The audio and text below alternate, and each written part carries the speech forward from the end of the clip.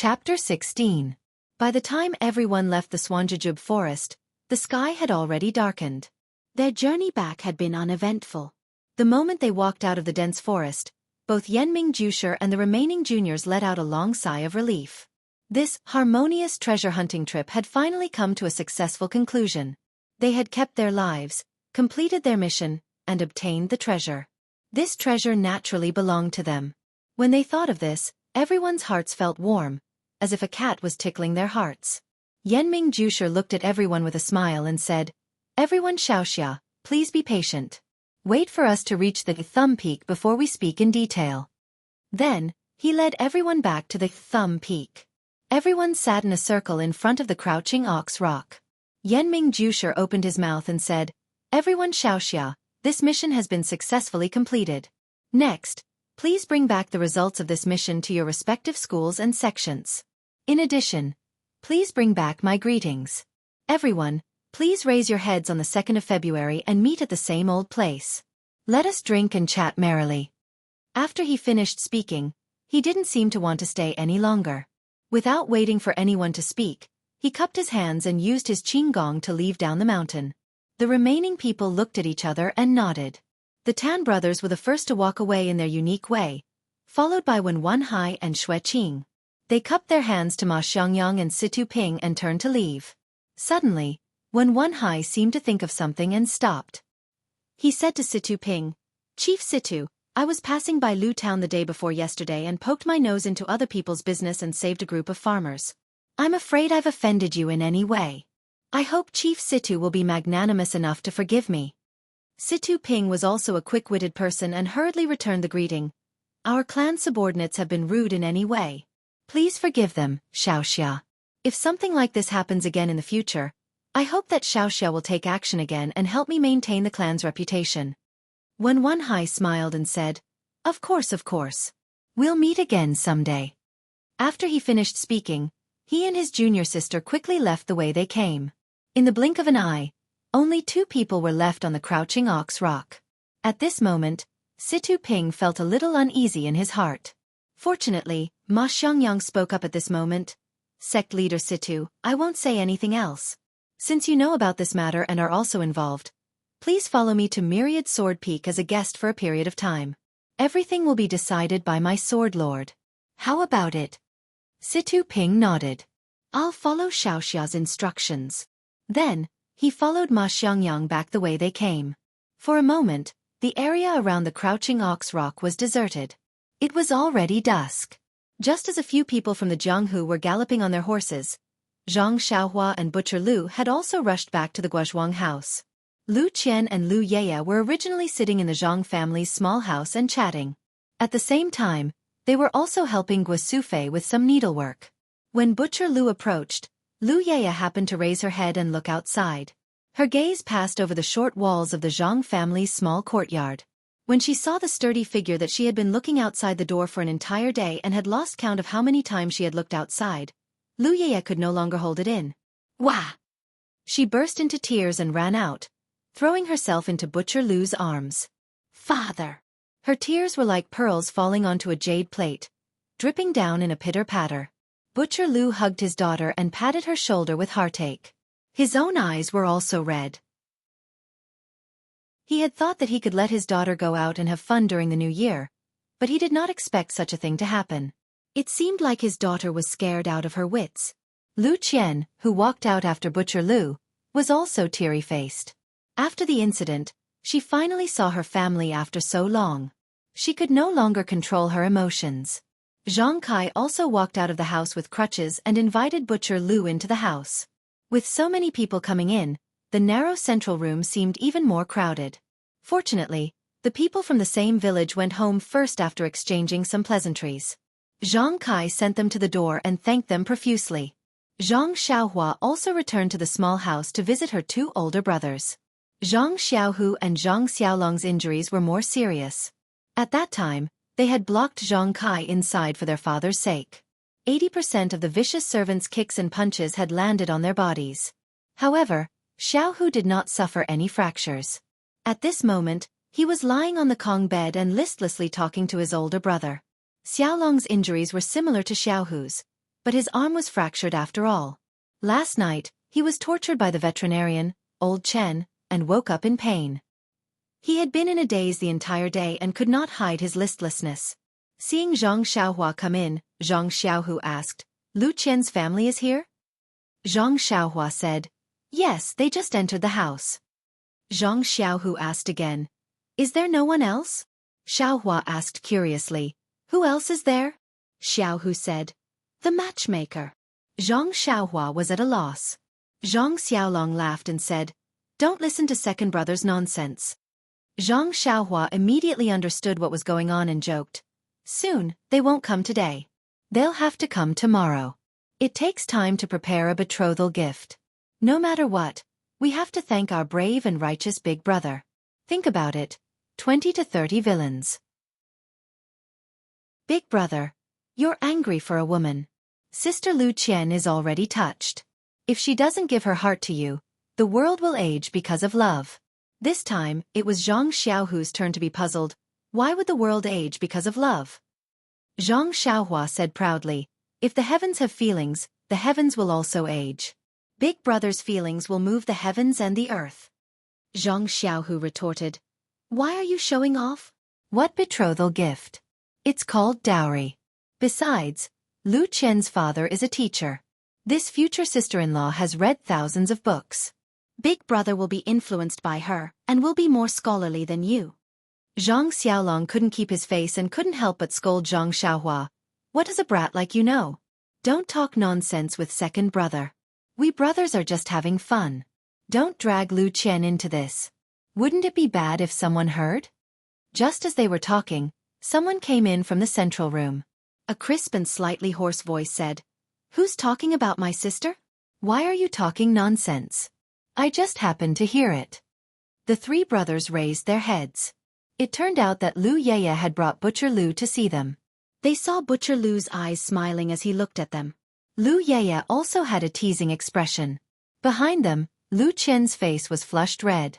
She lowered her head and didn't say anything. As the host, Zhang Kai fell behind them with his walking stick. He didn't listen carefully to their conversation. When Zhang Xiaohua saw them come in, she jumped down from the Kong bed.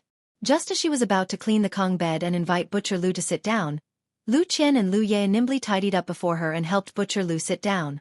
It seemed that on the day that Zhang Xiaohua wasn't here, the two girls had tidied up the room more than once.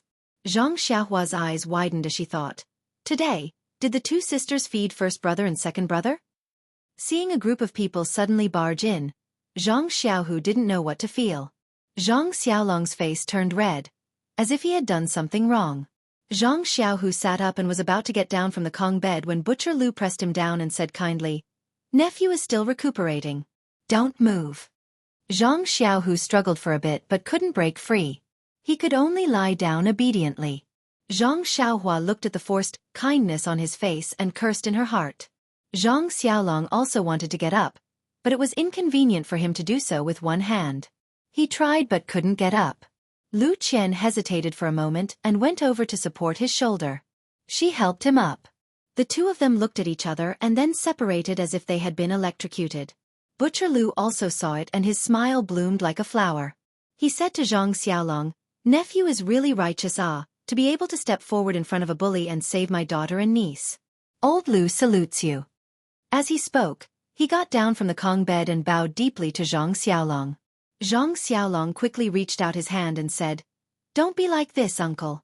It's what I should do. Aren't you shortening my lifespan by doing this? Xiaohua, hurry and help uncle up." Zhang Xiaohu also took the opportunity to get up. Zhang Xiaohua quickly held Butcher Lu back, but he wasn't as strong as Butcher Lu. This salute was finished. Zhang Xiaolong was at a loss again.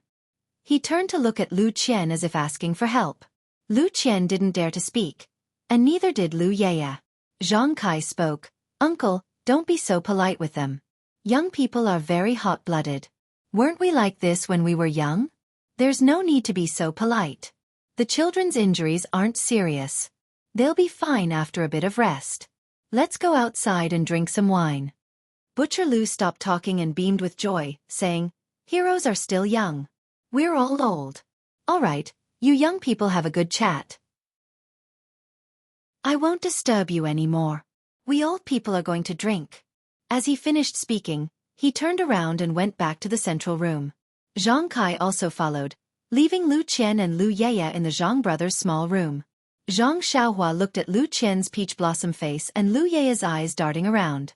She felt the awkward atmosphere in the room and immediately said, Sister Lu Qian, you're really beautiful today. You guys talk. I'm going out to play. As she finished speaking, she ran away, leaving behind a single man and woman. The feelings between men and women were very strange. Zhang Xiaolong and Lu Qian met once in the cloth shop. If they hadn't met Lu Zhen's gang of bullies, they probably wouldn't have met a second time in this lifetime. Lu Zhen's disaster highlighted Zhang Xiaolong's hot-blooded side and gave Lu Qian an excellent impression. Now, in just a few hours of getting along with Zhang Xiaolong, Lu Qian really felt a little attached to Zhang Xiaolong. Thinking that there was such a person who would take care of her for the rest of her life, perhaps it was a fate arranged by God. Looking at Zhang Xiaolong's handsome face, although tanned by the wind and sun, he had a masculine aura that her brother did not have. Lu Qian's heart became more and more scheming. Butcher Lu stayed the night at the Zhang residence. It was a silent night. The next morning, Zhang Kai accompanied Butcher Lu to talk about farming and mulberry seeds. Gua Sufei accompanied Lu Qian and Lu Yeye to Zhang Xiaohua's room to take care of the injured brothers. At this time, the more Gua Sufei looked at Lu Qian, the more she liked her.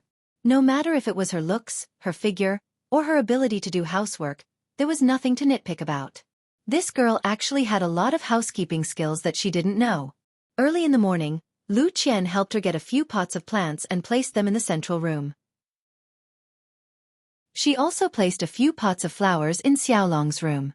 The entire room immediately became brighter and more pleasing to the eye. She really was a good daughter-in-law candidate.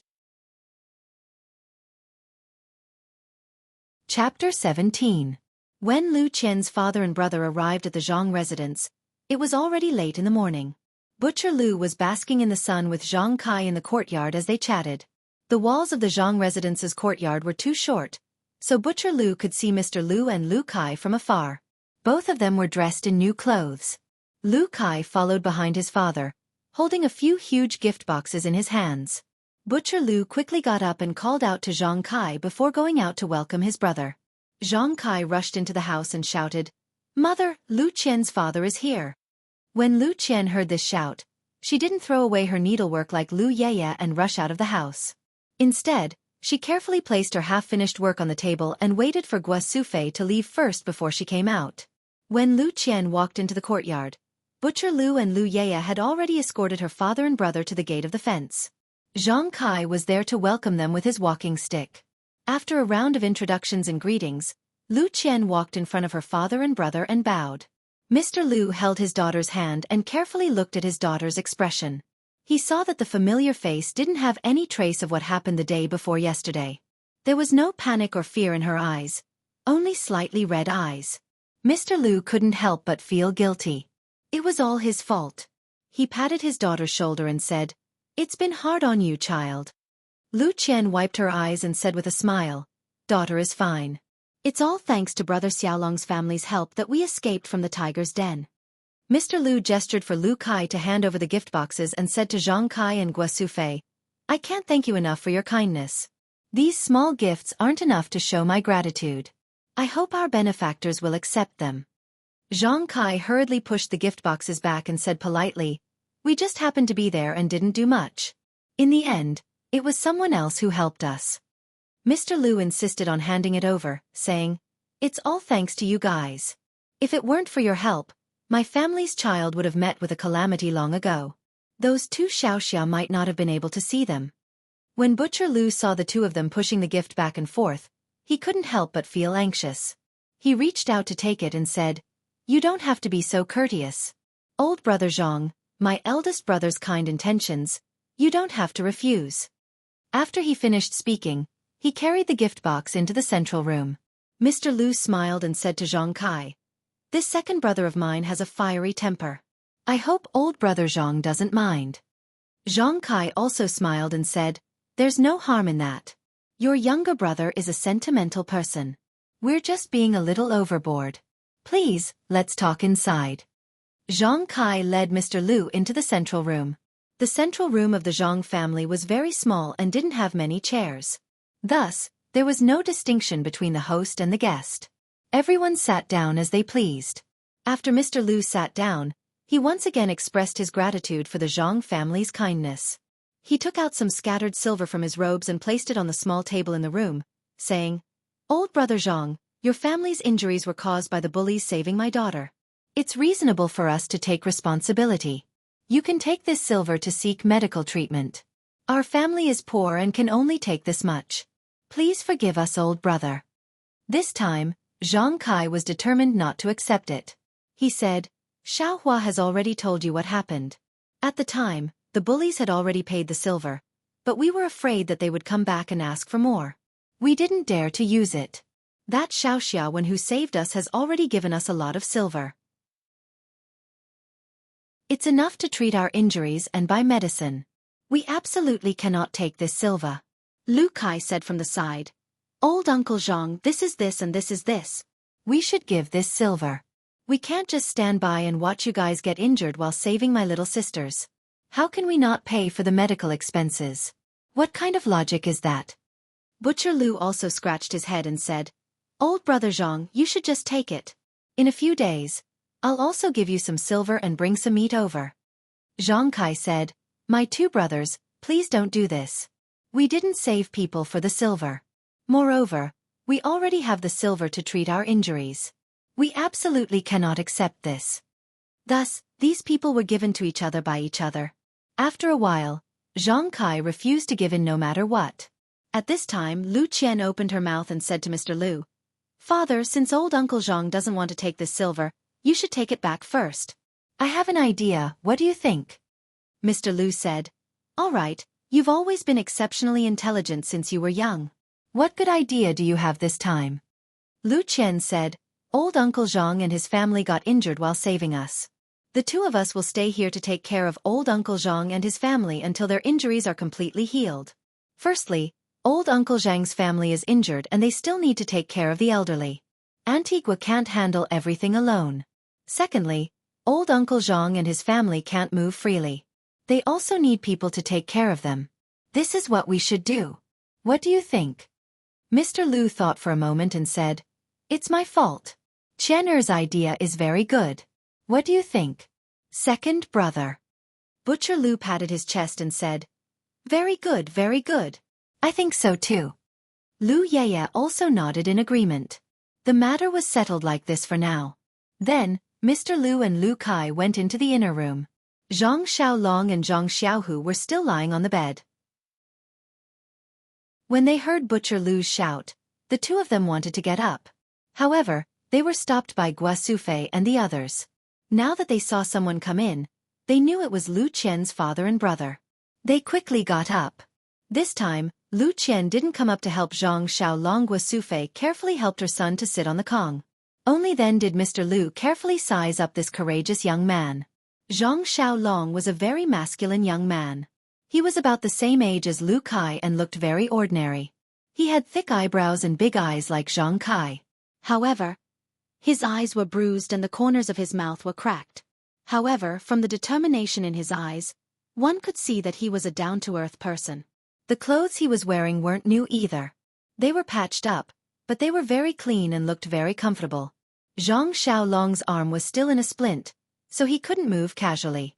His hands were placed in front of his chest. Looking at this pair of slightly rough hands, one could tell that he was an expert in farming. Mr. Lu looked at this young man who was about the same age as his son but had a completely different temperament. He couldn't help but secretly nod.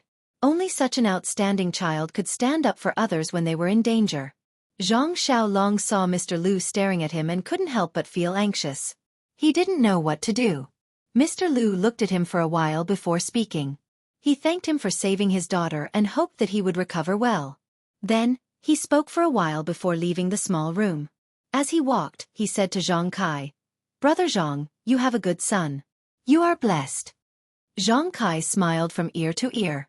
He didn't forget to be humble even while leaning on his walking stick. "Same to you. Your son is also very, very good." Seeing that it was almost noon, Zhang Kai ordered Gua Sufei to arrange wine and food to entertain Mr. Lu and his group. The Zhang family's financial situation was much worse than Mr. Lu's, so the food they ate was also very ordinary. Zhang Kai expressed his apologies. Mr. Lu and Butcher Lu were both forthright people, so they didn't mind when they chatted. They toasted and ate quite a bit. Only Zhang Xiaohua was the happiest. She had meat to eat for 2 consecutive days. She couldn't wait for these days to come a few more times. After the meal, Mr. Lu and his group chatted with Zhang Kai for a while. Taking advantage of the fact that it was still early, they hurried back to Bali Gully with the 2 girls. The Zhang family only had one family of injured people lying in bed. Fortunately, it was winter now. Usually, at this time of the year, they would stay at home to keep warm. They didn't need to plow the fields or weed the fields. However, this afternoon, everyone felt that something was missing. When the sky gradually darkened and Guasufei was preparing to cook, she realized that there was less help from the 2 girls in the family today. She also had to cook less food. She couldn't help but feel a little disappointed. The liveliness in this family was strange. There were originally only 6 people in the family. After so many years, they didn't feel anything. In just a few days, with the addition of 2 girls, the family actually had more liveliness than before. After these few days, everyone left. The liveliness naturally disappeared. Only then did she realize that liveliness was really good. She actually missed the few days when there were more outsiders. After hastily cooking, Zhang Xiaohua and her mother served the 2 brothers. Everyone sat under the oil lamp. Guasufei said, "I wonder if Lu Qian and the rest have eaten?" Zhang Kai said, "Looking at the sky, they probably just got home. They won't be able to cook in time. I guess they'll have to eat at Butcher Lu's place." Zhang Xiaohua said, "Definitely. Maybe there'll be streaky pork tonight." Guasufei said, "By the way, Xiaohua, you've been to their house. What's their house like?" Zhang Xiaohua described the situation of Lu Qian and Lu Yeya's house according to her own knowledge. In fact, Guasufei had always wanted to ask about Lu Qian's family situation, but it wasn't easy to ask from Lu Qian. Yesterday, when she saw Butcher Lu, she didn't have the chance to ask. Today, when she saw Mr. Lu and Lu Kai's behavior and temperament, she felt a knot in her heart. Now that she heard Zhang Xiaohua's words, her heart was even more knotted. She frowned and said to Zhang Kai worriedly, "Old man, do you think Lu Qian will like our family Xiaolong?" No one interrupted.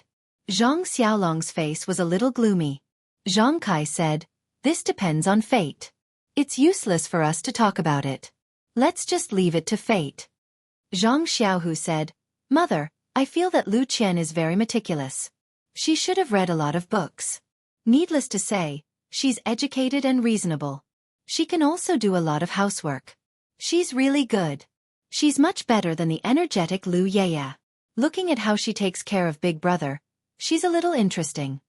Zhang Xiaohua said, "Second brother, this daughter-in-law has to be married one by one. Don't be too anxious. Even if you don't mention Lu Yeya, Mother will consider it for you." Zhang Xiaohu's face was a little embarrassed.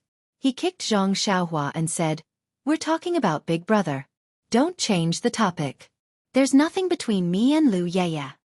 Zhang Kai said, "Second brother, even if there's something between you and her, you have to think about your big brother first. Looking at our family's situation, it's already very difficult to find a wife. You should wait a little longer." Guasufei interrupted and said, "Old man, don't you still have those banknotes?" Zhang Kai interrupted her and glared at her. "Don't mention that. You have to return it to someone else." Then, everyone felt bored. Not long after, they blew out the oil lamp and went to sleep. Zhang Xiaolong tossed and turned all night. He couldn't fall asleep. He didn't know if it was because of the pain in his body or because of the thoughts in his heart. However, his tossing and turning didn't affect Zhang Xiaohua's dream at all. Chapter 18. When Wen Hai was very tired, the whip in his hand mechanically whipped the horse's butt, hoping that it would run faster. Beside him, Xue Qing's face was covered with a veil, so her expression couldn't be seen. She was also urging the horse she was riding. When Wen Hai occasionally looked back at Xue Qing and encouraged her, "Junior sister, hold on a little longer, we'll soon reach our territory, we can rest then." Xue Qing replied, "I know, senior brother, let's go quickly." When the two came down from Stoneman Peak, they didn't pay too much attention to it at first. The mission was already completed, so all they had to do was bring the things back to the school. They were even immersed in the joy of getting the medicine. But when they got on the horses and saw the two best horses in the school, the two realized why their master wanted them to ride such handsome horses. At the same time, Hai also remembered his master's inconspicuous words, "Hurry back." At the same time, they also realized the danger they were in. Not to mention whether the other three factions had other intentions. Even if a normal Jianghu sect got wind of the news or discovered the things they were carrying, those were priceless treasures in the eyes of Jianghu people. An ordinary man's wealth is his own ruin, and the two of them would have a hard time keeping their lives. The two couldn't help but feel a chill in their hearts. They looked at each other and got on their horses, not stopping for even a moment. They whipped their whips and galloped away. Just like that, the two of them galloped on their horses for a day and a night without rest. Fortunately, they were martial artists, so their bodies were well trained. A normal person would have long since broken their body. It was near noon, and the two of them were hurrying along. In the distance, they saw a tea shop on the side of the road. These tea shops were mostly simple tents or thatched roofs set up on the side of the road. They were open on all sides, and provided simple tea and food for passers-by to rest. When they were about to reach the tea shop, Xianxia couldn't help but say to Hai, "Senior brother, why don't we rest for a bit? We'll reach our Misty School's territory in the time it takes to eat a meal, so it should be safe here." Hai was also a bit tempted, so he slowed down and gradually approached the tea shop. However, Hai changed his mind and said to Xianxia with a smile, "Junior sister, it's only the time it takes to eat a meal, we'll be there soon. We've been on the road for so long, we don't have to worry about this little bit of distance. Let's hurry for a bit and rest when we reach our territory." Xianxia said, "All right, senior brother. We won't do things that will waste all our efforts. Let's go." After they finished speaking, the tea shops and the horses and their legs worse. The two of them were leisurely sipping tea from the rough teacups on the table. When Hai's and Xianxia's horses slowed down in front of the tea shop and then sped up again, they saw it all. After Hai's horse passed, the man with the sword looked at the dark-skinned man opposite him and said with a smile, "Old Six, don't drink anymore. Let's go." I didn't expect Hai to be so cautious. He didn't even enter this tea shop. Third brother has taken in a good disciple. Old Six said, "That's right, fourth brother. None of our disciples are as cautious as Hai. It's a pity that his talent is limited and it's hard for him to make any progress in his martial arts.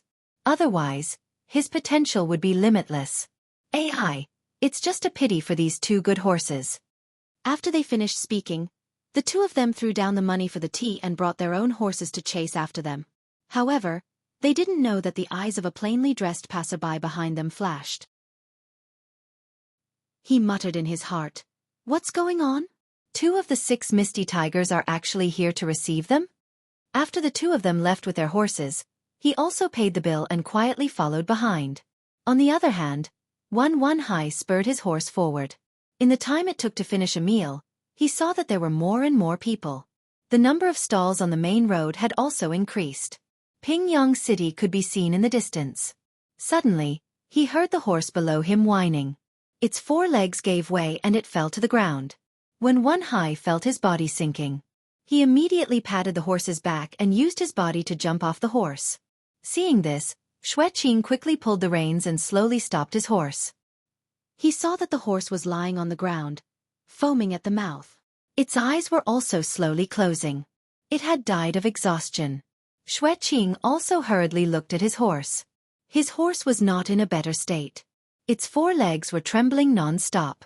There was also some white foam coming out of the horse's mouth. It looked like it could not be ridden anymore. Hai stood by the side of the road and looked at the horse lying on the ground. He also looked at the surrounding passers-by who were running away in panic. He thought for a while and took out a whistling arrow. He aimed it at the sky and shot it up. The whistling arrow flew into the air and let out a sharp sound. In the empty sky, it traveled very far. The sound of the whistling arrow had just passed when they heard someone calling from behind, "Ahai!" Hai and Xianxia turned back and looked. They couldn't help but be delighted. It was the 2 burly men who were resting in the tea shop earlier. When the two of them rode their horses to the front, Wanhai and Xueqing went forward and bowed. Fourth Uncle Master and Sixth Uncle Master. The two of them swung their stirrups and dismounted. They chuckled and said, "Martial nephews, there is no need to be so polite. We are here on the orders of the sect leader to welcome them. Wait a moment and they will be here." Wanhai and Xueqing nodded in agreement. They then stood beside the two uncle masters and waited quietly. At this moment, the tense strings in their hearts were completely relaxed. Sure enough, not long after, a group of people galloped from afar. The first was a scholar with a square headscarf on his head. He was about 40 years old, with a white face and no beard. He wore white clothes and looked very young, as if he was reading. Following closely behind him was a beautiful woman with a mature aura. Both of them were dressed very simply. Both of them were riding white horses. Behind them were about 10 people dressed in martial attire. Each of them was equipped with a saber and a sword. Their eyes were shining. Some of them even had high protruding temples. At first glance, one could tell that they were masters of the martial arts world. These people urged their horses while looking around, vigilantly looking around. When the two of them arrived, they dismounted from their horses. Wanhai and Xueqing went forward and bowed. "Greetings to Master." This scholar was actually the head of the Misty School, Pang. He was so unremarkable. The two of them then bowed to the beautiful woman. "Greetings to Master's wife." The beautiful woman looked at them with a smile and didn't say anything. Pang then said, "All right, Ahai Qing, you have worked hard. No need to be so polite. You know that Master's wife rarely pays attention to the matters of the sect. Today can be considered an outing." The two people behind Wanhai also went forward and bowed. "Greetings to senior brother sect leader and sister-in-law." Pang reached out and helped them up. "You have worked hard as well." The fourth brother stood up and said, "It wasn't hard. We were just tasting tea. Your disciple didn't even enter the tea shop. He is very cautious." When Wanhai then understood, he hurriedly said, "Disciple didn't know that Martial Uncle was here. Otherwise, I would have left with Martial Uncle." He then said to his master, "Disciple didn't let you down and escaped unscathed with junior sister. But this horse..." Pang laughed out loud and said, "No matter. No matter how handsome the horse is, it can't be more important than you. As long as you come back safely, it is better than anything else." He then said to the people behind him, "Leave a horse for Qing'er and then deal with this place." After he finished speaking, he led Wanhai, Xueqing and the other 3 people back on their horses. He only left 2 people behind to deal with the dead horse. He didn't even mention a word about the things on Wanhai's body. The passerby who followed them here witnessed the entire process and was even more surprised. He didn't think much and just mounted his horse and galloped in another direction. He must be rushing back to the sect to report this matter. Something that was worth Pang coming out to greet must be something big. Wanhai and the others followed the large group and galloped towards Pingyang City. When they reached Pingyang City, they didn't enter the city. Instead, they went around the city gate and went in another direction. After a while, they arrived at a villa outside the city. This villa was built against the mountain. In front of the villa, there were scattered residences. The houses were high and low and were arranged in a picturesque disorder. Many people were busy with their own affairs. When they saw the large group of people coming over, they made way for them. At the same time, they also saluted Pang who was on the horse. Further in was a straight main road. Beside it were huge trees. After crossing the main road, they came face to face with a luxurious building. There were 2 large words on the building, ethereal. It was the same word as the one on the token that Xueqing gave to the Zhang family. However, these 2 words were more indescribably elegant. After crossing the building, they saw a high platform. There were more than 10 steps leading to an open door. There were already more than 10 people who looked like disciples of the sect waiting respectfully in front of the door and on the steps. In front of the group was a young man with a fair complexion and a gentle temperament. He was about the same age as Wanhai. He was the eldest senior brother of the sect, Xianxia. When Pang and the others got down from their horses, Xianxia led the group and said in unison, "Welcome, sect leader." Pang and the others got down from their horses. Someone took the reins from their hands.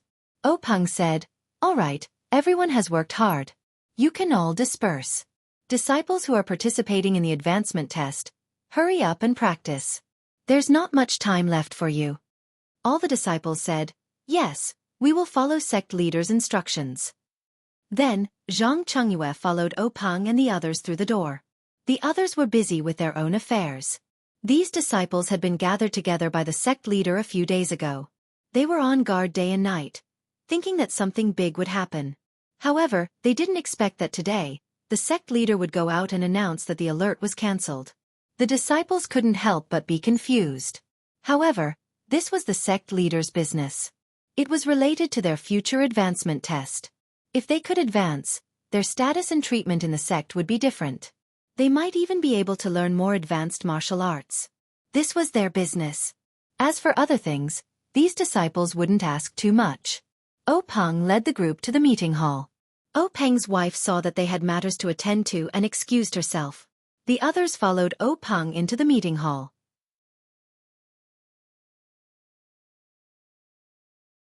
Chapter 19. The conference hall was a large hall with many chairs. It was usually the place where the higher-ups of the sect came to discuss affairs. Today, there were very few people in the conference hall, but the atmosphere was particularly serious. Peng originally sent off his wife with a smile, but as soon as he entered the conference hall, he immediately changed his face and became very serious. The few people who followed behind also looked solemn. Although Wan Wanhai and Xueqing were Peng's personal disciples and direct subordinates, they rarely came to the discussion hall. After entering, they naturally followed the rules and stood not far from the entrance, not daring to move recklessly.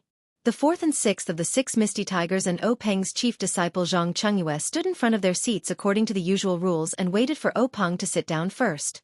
Peng walked to the innermost part of the hall, where there was a large chair. He turned and sat down, facing the crowd. When they saw him sit down, they also carefully sat down in their own seats. Peng looked at the crowd, and then said to Wan Wanhai and Xueqing, "Come over and find a seat." Wan Wanhai and Xueqing said in unison, "Thank you, master." Then they found 2 chairs and sat down. Peng said, "You can tell me what happened." Wan Wanhai and Xueqing looked at each other, and Wan Wanhai said, "Yes, master, this is what happened." Later, Wan Wanhai told Peng everything that happened after he and his junior sister left the Misty School and met the 2 martial uncles, no matter how big or small, including saving Zhang Kai's family. Xueqing didn't say anything about the token he gave to Zhang Kai and the 3 herbs they collected in the medicine garden in the secret plane, but then he added, "There are 2 more things that need to be explained. Please allow me to report later." After thinking about it, Peng nodded in agreement. Then Wan Wanhai and Xueqing put a brocade box and a small flat box in their arms, as well as the herbs collected from the secret plane on the square table next to Peng. Peng did not open the box. Instead, he said to Lao Si, "You take care of the matter first. We will wait for you." Lao Si said, "Yes." Then, he got up and left in a hurry. Amongst the people present, only Wan Wanhai and Xueqing revealed a puzzled expression while the others remained silent. Not long after, Old Fourth came back. He nodded at Peng and sat down again. At this moment, Peng said, "Everyone has worked hard. After such a long time of hard work, there is finally a reward. Let us see what treasures there are here." At the end of his words, a smile actually appeared on his face. Wan Wanhai and Xueqing didn't know that sect leader Peng was usually amiable and had a warm smile on his face. However, he was always very serious in the conference hall. No one had ever seen him smile before. However, he was behaving like this today. This made the few people who knew the situation feel itchy in their hearts. Their eyes were also filled with eagerness. A treasure that could make the sect leader smile was, of course, a great treasure. Peng first took the box and carefully opened it. He saw a small booklet placed inside. He took the booklet out. It was soft to the touch, neither paper nor silk. He didn't know what material this booklet was made of. On the cover, there was a large character, sword. The way it was written was actually similar to Misty. However, this character revealed a swift and fierce killing intent. Peng looked at this character and casually opened the booklet. He flipped through the contents and placed it to one side. He narrowed his eyes and pondered. He didn't say anything, and neither did he express any opinion. After a long time, Peng once again looked at the box and carefully observed it. Suddenly his eyes flashed. He reached into the box and took out the compartment under the booklet, revealing 3 small bottles arranged side by side. This brocade box actually had 2 layers. The compartment for the booklet only took up 1/3 of the box's height. Peng was even more careful as he took out a bottle. This bottle was actually carved out of jade. The bottle's mouth was sealed with an unknown object. On the bottle's surface, there were 3 words, Qi-generating pill. Peng's heart burst with ecstasy. This Qi-generating pill was something that only existed a few hundred years ago. It was used to increase one's internal force. Its formula had long been lost. According to the sect's ancient records, taking a Qi-generating pill could increase one's power by 30 years. If he took one, then his power. Peng thought about it, and his hand unexpectedly trembled a little. He carefully put the bottle back into the box and took out another bottle. This bottle was exactly the same as the previous one, but on top of it was written, Bone Strengthening Pill. Peng frowned a little. What was the use of this? Bone strengthening?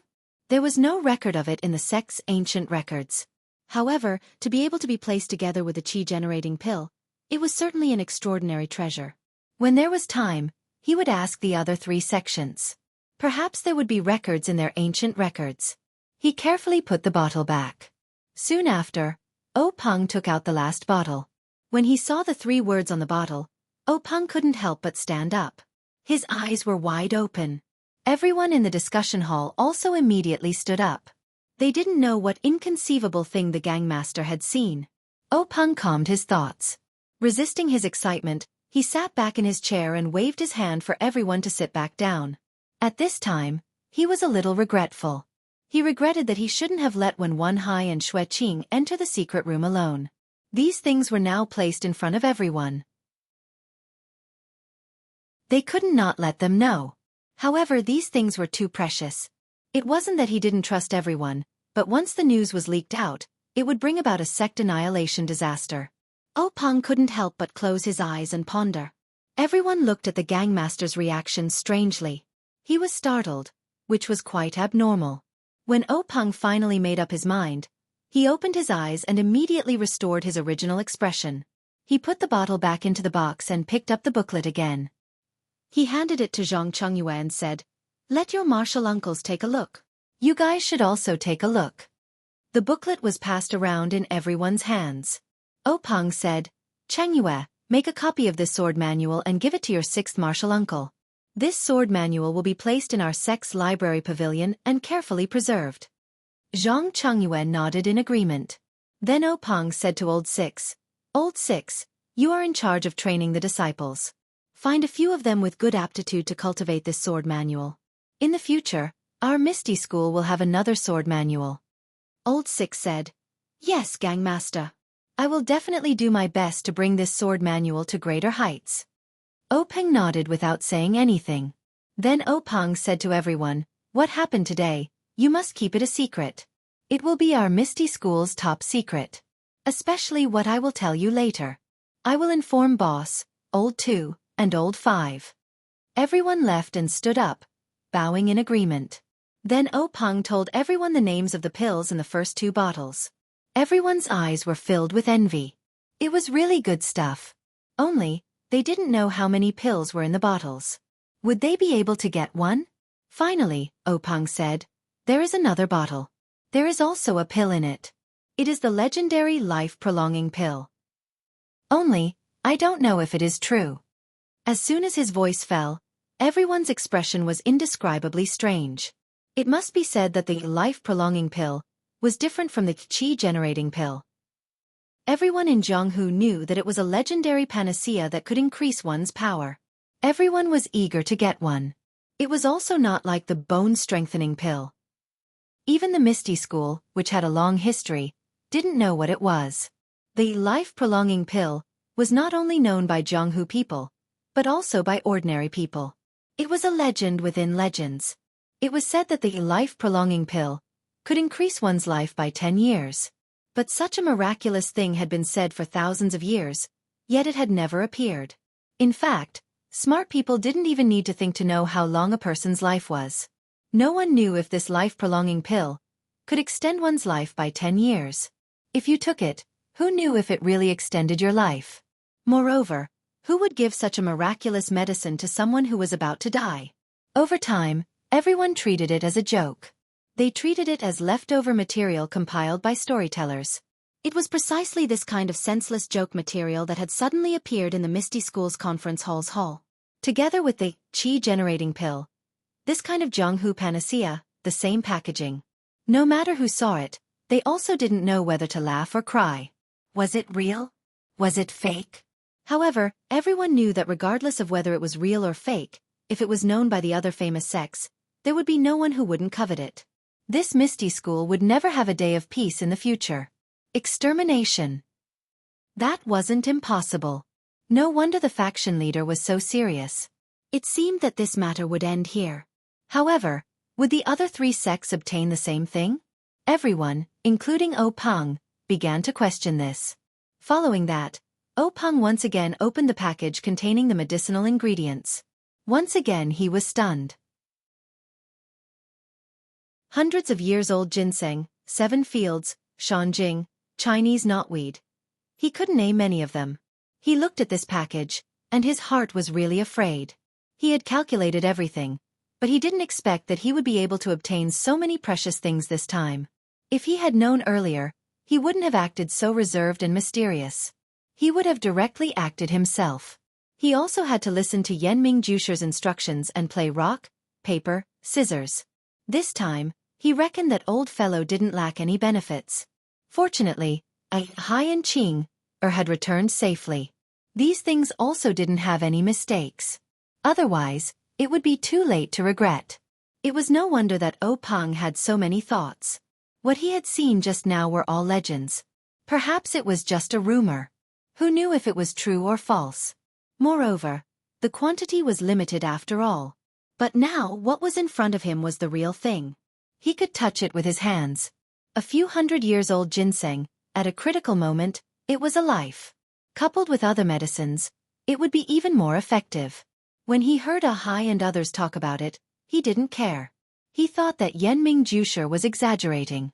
Now, it seems that he should pay more attention to it. Moreover, there were still a lot of these medicines in the secret plane. He had to discuss it with several forces. Later, in the eyes of others, O Peng excitedly asked Zhang Chengyue to quickly inform the hall master and elders of the pharmacy hall to come to the conference hall.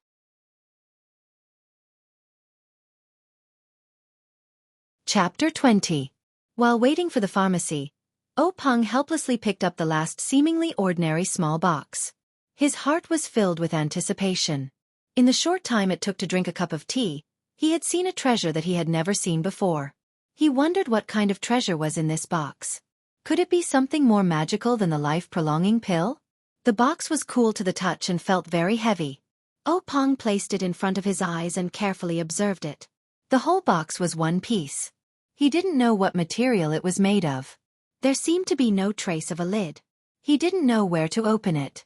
O Peng tried the 4 sides, pulling it up and pressing it down, but it didn't work. He couldn't bite it with his teeth, right?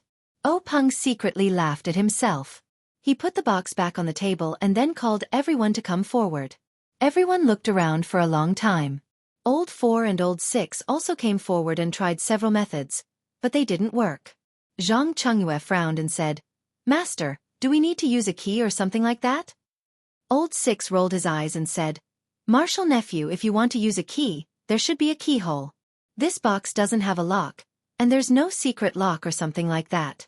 How do we use it?" Zhang Chengyue blushed a little and stood there without refuting. Wan Hai and Xue Qing had seen this box before in the secret plane. Wan Hai had also tried to open it.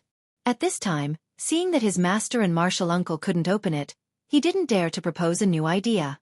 Instead, Xue Qing looked at the box that he won with scissors, paper, scissors and was very interested. He even shook it in his ear to hear if there was any sound inside. Unfortunately, it didn't work. Just when everyone was at their wits' end, the pharmacy hall's hallmaster by Dong and elder He Yunpu arrived at the meeting hall. After greeting the sect master and everyone else, Zhang Chengyue led them to the square table where the medicine was placed. The reaction of these 2 people was even more unexpected. It wasn't that they were not surprised, but that they were too surprised. From the moment the two of them saw the items in the package, their eyes didn't seem to move at all. Their feet seemed to be rooted to the ground, unable to move even half a step. Their fingers pointed at the medicinal herbs, their arms were trembling, and the saliva in their mouths was flowing, almost dripping to the ground. After the time it took to drink half a cup of tea, the two of them finally came back to their senses. They didn't pay attention to the laughing expressions of the people who were admiring their embarrassing state, and said to themselves, "This is a 600-year-old ginseng, this is a 600-year-old field 7, this is a 400-year-old field spirit, this is 700 years old golden thread grass?" That's right, it was exactly the same as what was recorded in the Codex of Herbs. What about this? Am I seeing things? 1,000-year-old dragon-slaying grass? How could this be? However, the roots are mostly cord-like and curved. The stems are erect and grow alone or in clumps.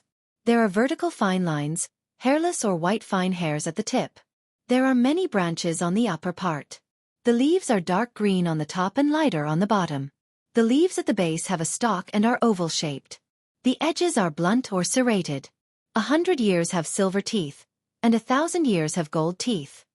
This gold teeth. Heavens, I'm not dreaming, am I? Hallmasterby said as he slapped his own face with all his strength. Then he sucked in his own mouth from the pain. The other He Yunpu, Elder He, also muttered the names of medicinal herbs that no one understood. His face was also filled with disbelief. In the end, he picked up a medicinal herb that was the size of a palm and said, "What is this? A cactus?" Hallmasterby said, "Nonsense." According to the Codex of Herbs, cactus have thorns. Did it prick your hand? That's fish hand grass. Elder He was also unhappy and said, "The Codex of Herbs says that fish hand grass is in the shape of 3 fingers. This one clearly has 4. Hallmasterby looked carefully and also shook his head, saying, I don't know. And the remaining 4th and 5th grade medicinal herbs, I don't think I've seen them before. I just don't know if the Codex of Herbs has any records of them."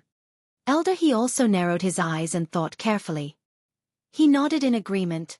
"I don't know. I've learned too little. Opang interrupted in time. Hallmasterby, Elder He. This sentence woke the two of them up.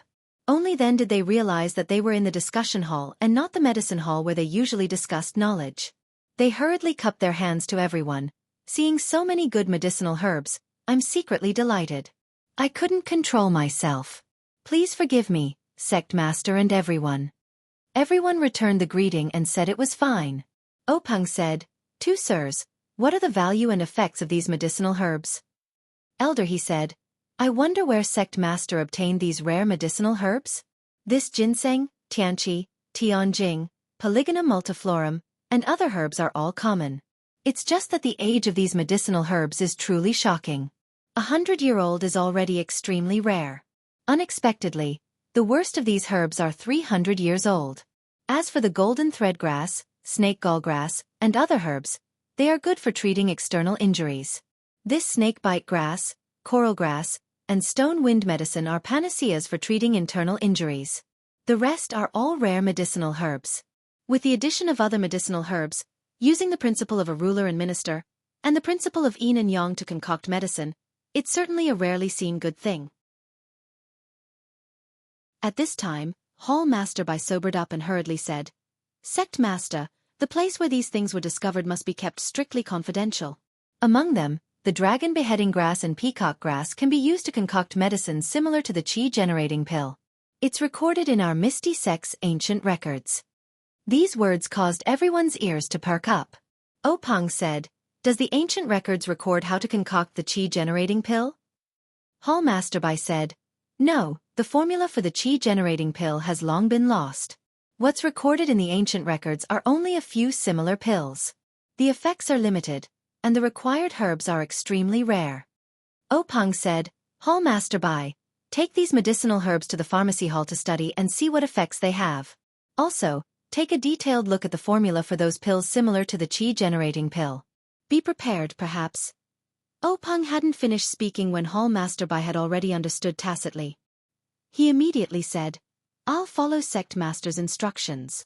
Then, together with Elder He carefully carried the package and left the conference hall. Peng also instructed Zhang Chengyue to deploy more people to the pharmacy hall to protect it.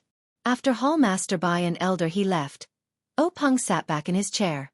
His gaze fell on the small box on the table that he couldn't open no matter how hard he tried. After thinking about it, he still instructed Zhang Chengyue to call Hall Master Shi of the Divine Engineering Hall. The Divine Engineering Hall was the place where the Misty Sect refined weapons and concealed weapons. Hall Master Shi was the master of forging weapons in Pingyang City. Not long after, Shi Yukuan arrived at the conference hall. He observed the small box for a long time and used various methods, but he was similarly at a loss.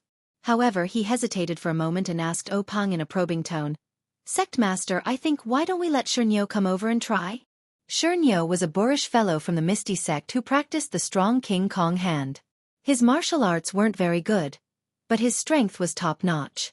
In addition, he specialized in the strong King Kong hand. In terms of strength alone, he was the best in the sect. Shi Yukuan's words enlightened him. The box was only a container to store things. In order to obtain the things in the box, it was good to keep the box intact. If they couldn't keep the box and open it skillfully, then they could only use brute force to crack it. In the end, obtaining the things was the most important thing. Xianxia also arrived at the conference hall. He was a rather tall and muscular man. Standing, he was taller than everyone in the conference hall by a head. His entire body was filled with strong muscles. Looking at his honest and simple smiling face, Peng didn't say much. He just passed the small box to him and gave him an order, "Open it." Xianxia received the box and didn't say much.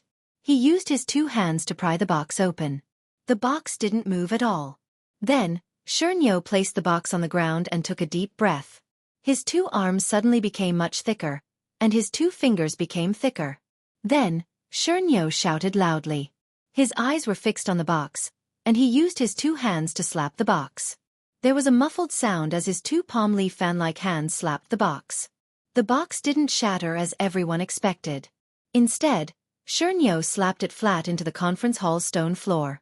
Xianxia took out the box that was slapped into the stone floor. Looking at the perfectly intact box, he scratched his head and looked at the sect master with an innocent expression. He was very depressed. He thought to himself, "What is this thing?" After sending Xianxia away, Peng was also depressed. How should he deal with this box? Suddenly, his eyes lit up. He pulled out the sword hanging from his waist, but then he put it back in. The eyes of the remaining people in the conference hall also lit up. They knew that the sect master had thought of a good way to open the box. Zhang Chengyue didn't wait for Peng's orders. He said to Shi Yukuan, "Doesn't Hall Master Shi have a broken water? Why don't you give it a try?" Shi Yukuan glanced at Peng. Seeing that the sect master didn't have any objections, he said, "Sect master and everyone, please wait a moment. I'll be back soon." Not long after, Shi Yukuan came back with a simple scabbard. He said to Peng, "Sect master, let me try it first." Peng nodded in agreement. Shi Yukuan pulled out the sword from the scabbard. This sword wasn't as shiny as other swords. Instead, it had a dark surface. Occasionally, light would reflect off the surface of the sword. It was a bit dazzling, like black lightning. Shi Yukuan raised the sword and tried to cut at the corner of the box. The box didn't react. Then, he took a deep breath and raised the broken water again. He slashed at the corner of the box with all his strength. However, there wasn't the cracking sound that everyone expected. There wasn't even any sound. It was as if the sword had cut through cotton.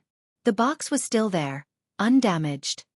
Peng glanced at Shi Yukuan, who was about to slash again, and said, "Give me the sword." Peng took the sword from Shi Yukuan and placed the box on the ground in the small groove that the stone cow had created. Then, he circulated his qi in his dantian. The color on his face kept changing. It wasn't until the sixth time that he stopped. Old 4 and Old 6 looked at him with envious eyes. They thought to themselves, "Sect Master Senior Brother's ethereal divine art is so profound. He's already cultivated it to the 6th level." Peng raised his broken water and injected his Zhan Qi into the blade. The entire blade was no longer as dark as it used to be. Under the infusion of the ethereal divine exercise, there were even some changes in color. Then, Peng shouted and chopped towards the box.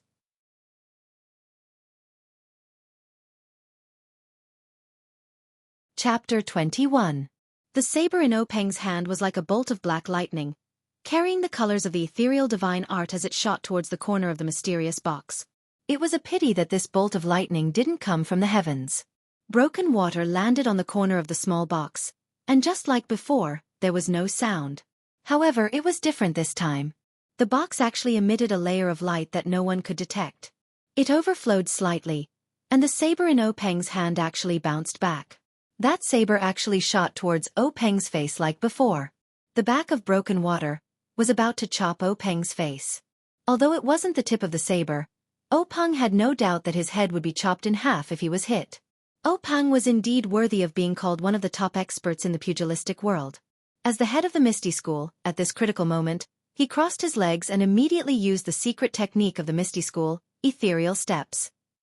The five-colored bolt of black lightning flashed past Openg's forehead, and broken water shot into the stone pillar in the meeting hall.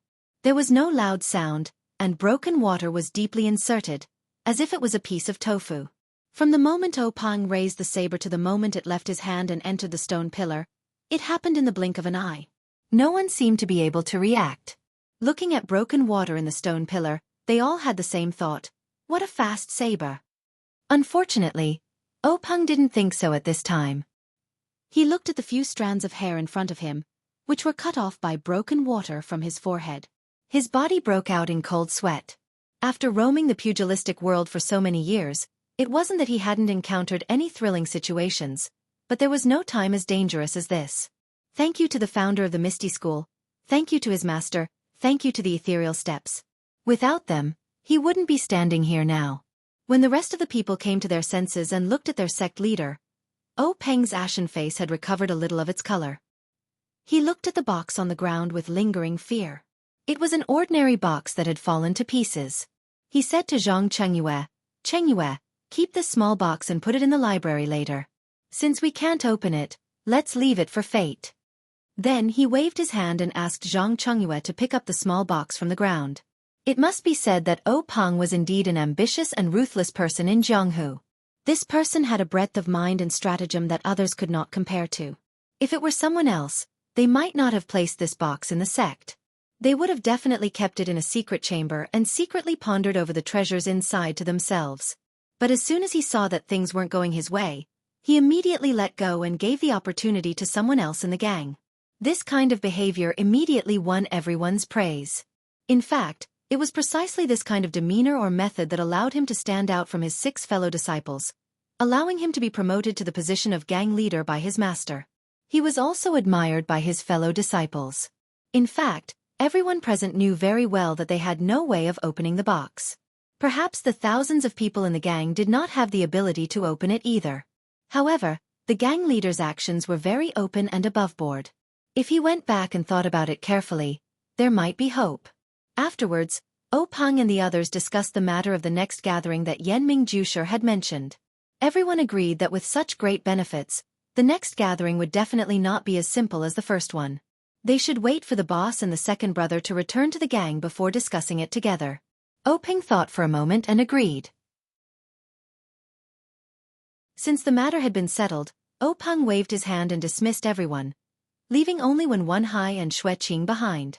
Everyone filed out. When they passed by the two, they looked at them with gratification and nodded at them. They knew that the gang leader had asked them to stay behind alone to prepare a reward for them. With such great gains this time, it seemed that the 2 juniors would also receive a good reward. Everyone left the meeting hall. Zhang Chengyue and Old Four went to the library together. The sword manual was naturally placed on the bookshelf. Zhang Chengyue was troubled as to where to place the small box. There was no doubt that the box was very precious, but if it was of little value, it might not be able to achieve the gang leader's goal. In the end, Old Four pointed to the square table next to the bookshelf and said, "Marshal nephew, why don't you put it there first? We'll ask your master later." Zhang Chengyue felt that this was the only way for now. He casually placed the box on the table. In any case, there was a record of everything that went in and out of the library, so there was no need to worry about losing it. Even if he lost it, how many people in the world would be able to open it? Zhang Chengyue and Old Four left with peace of mind. The mysterious box settled down in the Misty School's library, quietly waiting for the fated person. In the assembly hall, Peng waited for everyone to leave before he opened his mouth. At this time, his face had already changed into his usual warm smile. "Ah hi, Qing. You've done really well this time. What reward do you want?" When Wan Hai stepped forward and said, "Master, there are still 2 things that I haven't reported. I'll tell you about them now." Peng nodded in agreement. Then when Wan Hai told Peng about what Yanming Jusher had said in the secret plane, the treasures obtained by the disciples who carried out the task should belong to them. After listening, Peng's expression did not change. He asked with a smile, "What treasures did you get?" Wan Hai and Xue Qing came forward and put the 3 herbs they got from the secret plane in front of Peng. "We didn't find any pills or weapons. Yanming Jusher let us each pick 3 herbs from the herb garden for ourselves." Peng said with a smile, "This Yanming Jusher is a wonderful person. He wanted to get more treasures and actually came up with this method to give a lot of benefits to our disciples. How can we object?" Wan Hai and Xue Qing were stunned when they heard this. They hurriedly asked, "Was there no such agreement? Then this herb?" Peng said, "It doesn't matter. Since Yanming Jusher said so and gave the benefits to you, as a master, I can't help but do you a favor. You can take these things. There are still many things in the secret plane. You just have to go first." Wan Hai and Xue Qing were relieved. Although there were many herbs in the secret plane, how many could be distributed to disciples like them? Moreover, they immediately understood the idea of Yanming Jusher. Although the treasures in the secret plane had been distributed in advance, if other treasures were to be obtained by the disciples by chance, with Yanming Jusher's martial arts and experience, he would have much more opportunities than the disciples of the various sections. Immediately, Peng said, "You take these herbs to the pharmacy hall and ask Hall Master Bai to refine more pills for you. It's better than taking these herbs alone. Otherwise, if there is a problem, wouldn't it be a waste of a good opportunity?" Wan Hai and Xue Qing nodded in agreement. Peng took pity on these 2 disciples and said, "You brought back such a big harvest to the sect this time. It's impossible not to reward you. What reward do you want?" Wan Hai and Xue Qing looked at each other. In fact, they had never thought that this task would be so dangerous and so fruitful. They just treated it as a very ordinary task and didn't think of any reward in advance. Not to mention them, this task was unexpected. Peng didn't expect it, so he couldn't think of a good reward for the time being. This was why he asked his disciples twice. Xue Qing said, "Master, we didn't think too much about it. It was all thanks to Master's strategy that we were able to complete this mission well. Moreover, we also gained a lot of benefits, so we don't need any rewards from the sect." Peng looked at his 2 disciples with gratification and said, "Very good. Let's do it this way. This reward will be recorded for the time being. When Master or you have a good idea, it won't be too late to reward." Wan Hai and Xue Qing both agreed with a smile. Peng asked again, "There's one more thing?" Xue Qing went forward and knelt down and said, "Master, it's like this." Then he told him about how he left the sect's token to Xianxia's family. Peng said, "You 2 did very well. Fighting with a sword in the Jianghu, you naturally have to get rid of violence and protect the good. For you to be so considerate of ordinary people, Master should praise you. Xianxia's family was able to stand out in a time of crisis. It's enough to show that they are virtuous. You don't have to worry about the token being used for other purposes. I agree with Qing Er's way of doing things. It's related to your childhood. How could Master punish you? Get up, Qing Er." Only then did Xue Qing get up. Then Peng said, "Ah hi, Qing Er, you 2 are tired. Go back and have a good rest. Prepare for the advancement test in a few days. If you have any problems with cultivation, ask Master in time." Wan Hai and Xue Qing bowed and left. When they walked to the door of the meeting hall, Peng suddenly called out to them and asked, "Situ Ping of the evil tiger gang also entered the secret plane. Did she also take 3 kinds of herbs like you too?" Wan Hai and Xue Qing looked at each other and replied, "Yes, but we left first. I don't know how they dealt with it." Peng nodded and didn't say anything. His face was full of contemplation. Situ Ping of the evil tiger gang wasn't in a good mood like when Wan Hai and Xue Qing. She was sitting in the meeting hall of Wan Jian Peak and looked at Wan Jian Peak sword master Wan Chengjiu with an expression of disbelief. She asked again unwillingly, Is there really no such agreement? Wan Jianpeek's Wan Chengjiu was a short and strong man with a dark face. He said with a fake smile, "Leader Situ, do I have to lie to you about this kind of thing? Xiangyang, give all the herbs you picked from the secret plane to your martial uncle Cheng. Give them to him to refine into medicine like before." Ma Xiangyang lowered his eyebrows and said obediently, "Yes, master." Then Wan Chengjiu said, "Leader Situ, the herbs you picked will also be given to my Wan Jianpeek to refine. After the medicine is refined, I will give you the priority of giving you the corresponding pills." Situ Ping didn't want to hand over the herbs at this time, but the situation was better than her.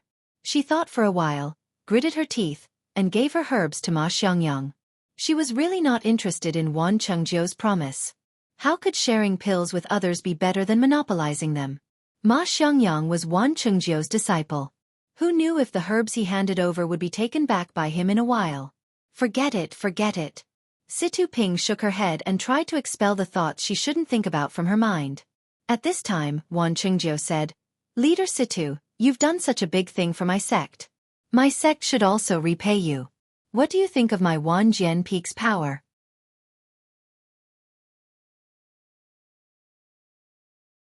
Chapter 22. Situ Ping replied, "Compared to a small gang like our evil tiger gang, the difference is like night and day." Wan Chengjiu said, "Then how about I have my sect's elder Yun Feng take you in as a disciple? We'll be a family, and the evil tiger gang and Wan Jianpeek will be harmonious. Wouldn't that be wonderful?" Situ Ping's face was filled with joy, but her heart was filled with bitterness. If she had this kind of opportunity in the past, she would naturally be overjoyed and agree without hesitation. But now, she was thinking even more. She had gotten involved in the extremely confidential affairs of the Myriad Sword Peak, so the Myriad Sword Peak naturally could not allow her to easily leak the news. However, Wan Chengjiu had brazenly snatched away the treasure in her hands, causing her to be extremely disheartened. And if she was accepted into the sect, then the evil tiger gang would naturally belong to Wan Jianpeek. Although the evil tiger gang was not big, it was still something that belonged to her. Now that it was given to someone else, it was inevitable that she would feel resentful. However, Wan Chengjiu's following words made her feel much more at ease. "Clan leader Situ, if you join my sect and make a great contribution this time, you can find a suitable high-level cultivation method from my sect's ancient records to cultivate. You will definitely be able to reach a higher level of enlightenment and squeeze into the ranks of Jianghu's experts." Situ Ping weighed the pros and cons in her heart for a moment before kneeling down gracefully and kowtowing to Wan Chengjiu. "Greetings to sect leader, sword master martial uncle." Wan Chengjiu chuckled as he helped her up. "Good martial nephew, get up for now. In a few days, we'll pick an auspicious day for you to officially become Elder Yun's disciple. Come over, Xiangyang. Greet your senior sister Situ." Ma Xiangyang obeyed and stepped forward, bowing. "Greetings to senior sister." Situ Ping also returned the greeting. "Greetings to junior brother." In Wan Jianpeek's meeting hall, the atmosphere was harmonious and everything was calm. Not to mention the foul winds and bloody rain of Jianghu, the Zhang family's small courtyard in the Guozhuang house was filled with endless warmth. The afternoon sun was so bright that even though it was winter, it made the sun even warmer. In the small courtyard of the Zhang clan, Zhang Kai led the group to bask in the sun. The slack days in winter were the favorite days of farmers. They didn't have to get up early to work. The women around the stove could also chat with their men. Looking at the lazy look of the family, Guo was extremely satisfied, especially when there was Lu Qian, who was doing needlework beside her. Lu Qian came to the Zhang family a few days ago. Guo didn't expect Lu Qian to come so soon. She thought that she would wait until the spring plowing season was over. Yesterday afternoon, when Lu Qian came, Guo was busy preparing food for the injured people in the house. Once Lu Qian entered the house, she greeted Butcher Lu and helped Guo. She left Butcher Lu, who had sent her here, to talk to Zhang Kai. This made Guo feel a lot more relaxed. Many of the household chores became orderly. Lu Qian also brought pork belly for Zhang Xiaohua and a lot of snacks for her grandmother. Both of them were full of smiles. Although her grandmother couldn't see, she held Lu Qian's hand and praised her. Lu Qian's face turned red. Lu Yeye didn't come. Butcher Lu awkwardly explained that he was busy at home, and since Lu Qian came, Lu Qian needed someone to take care of her. Of course, Zhang Kai and Guo didn't mind. They comforted Butcher Lu and said, "The family is busy, and we can't do without anyone. The child has her own things to do. It's good that you're considerate."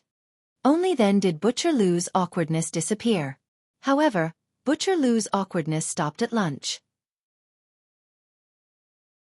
When Zhang Xiaohua came back from getting wine, Butcher Lu pulled Zhang Kai to drink and put the matter at the back of his mind. When Butcher Lu left after eating and drinking, he kept reminding Lu Qian and asking Guo Sufei's family to take care of Lu Qian. Guo Sufei thought, "Do I need you to tell me that? If we don't take good care of her, how can we let her stay?" After Lu Qian came, not only did Guo Sufei feel relaxed and not in a hurry, the other family members also felt the changes in the house. Not to mention the small changes in the house and courtyard, not to mention the different cooking methods in the morning and evening, which increased their appetite. Just the addition of such a beautiful girl to the big family was enough to make them happy. Although a day didn't mean much, this beginning let the Zhang family smell the sweet taste of life. The Misty School's secret medicine was indeed effective. In just a few days, Zhang Xiaohu's bones and internal organs still hurt a little. His external injuries had basically scabbed. Zhang Kai still needed crutches, but his external injuries were the same as little tigers. Needless to say, Zhang Xiaohua was already running around energetically. Every day, she would hold a wooden stick and dance around. She seemed to be practicing martial arts, but looking at her unorganized appearance, it was just wild fox zen. The most miserable Zhang Xiaolong was now the happiest. His internal and external injuries were more serious than the others. At this moment, there was only a little improvement. Needless to say, his arm was fixed for only a few days. There was still a long time before the next change of dressing. What made Zhang Xiaohu and Zhang Xiaohua envious was that every time Zhang Xiaolong had something to do, such as eating, Lu Qian would feed him. Although Guo Sufei and Zhang Xiaohua used to feed him, since Lu Qian came, the two of them stood aside. The first time Zhang Xiaolong and Lu Qian fed him, Zhang Xiaolong and Lu Qian both blushed and were very unnatural. When they finished eating, the food was cold. However, Lu Qian quickly got into the role and was generous. Zhang Xiaolong looked at Lu Qian's appearance. She probably served his father and brother at home. Since the girl was so generous, he didn't need to be too reserved, so the two quickly became familiar with each other. Farmers had their own simplicity and masculinity. Although Zhang Xiaolong didn't read many books, didn't know many words, and his appearance was ordinary, his inherent temperament and steady behavior deeply attracted Lu Qian. Lu Qian admired him. She deeply felt that this Zhang Xiaolong was a piece of unpolished jade. He was born in this poor family and was unpolished.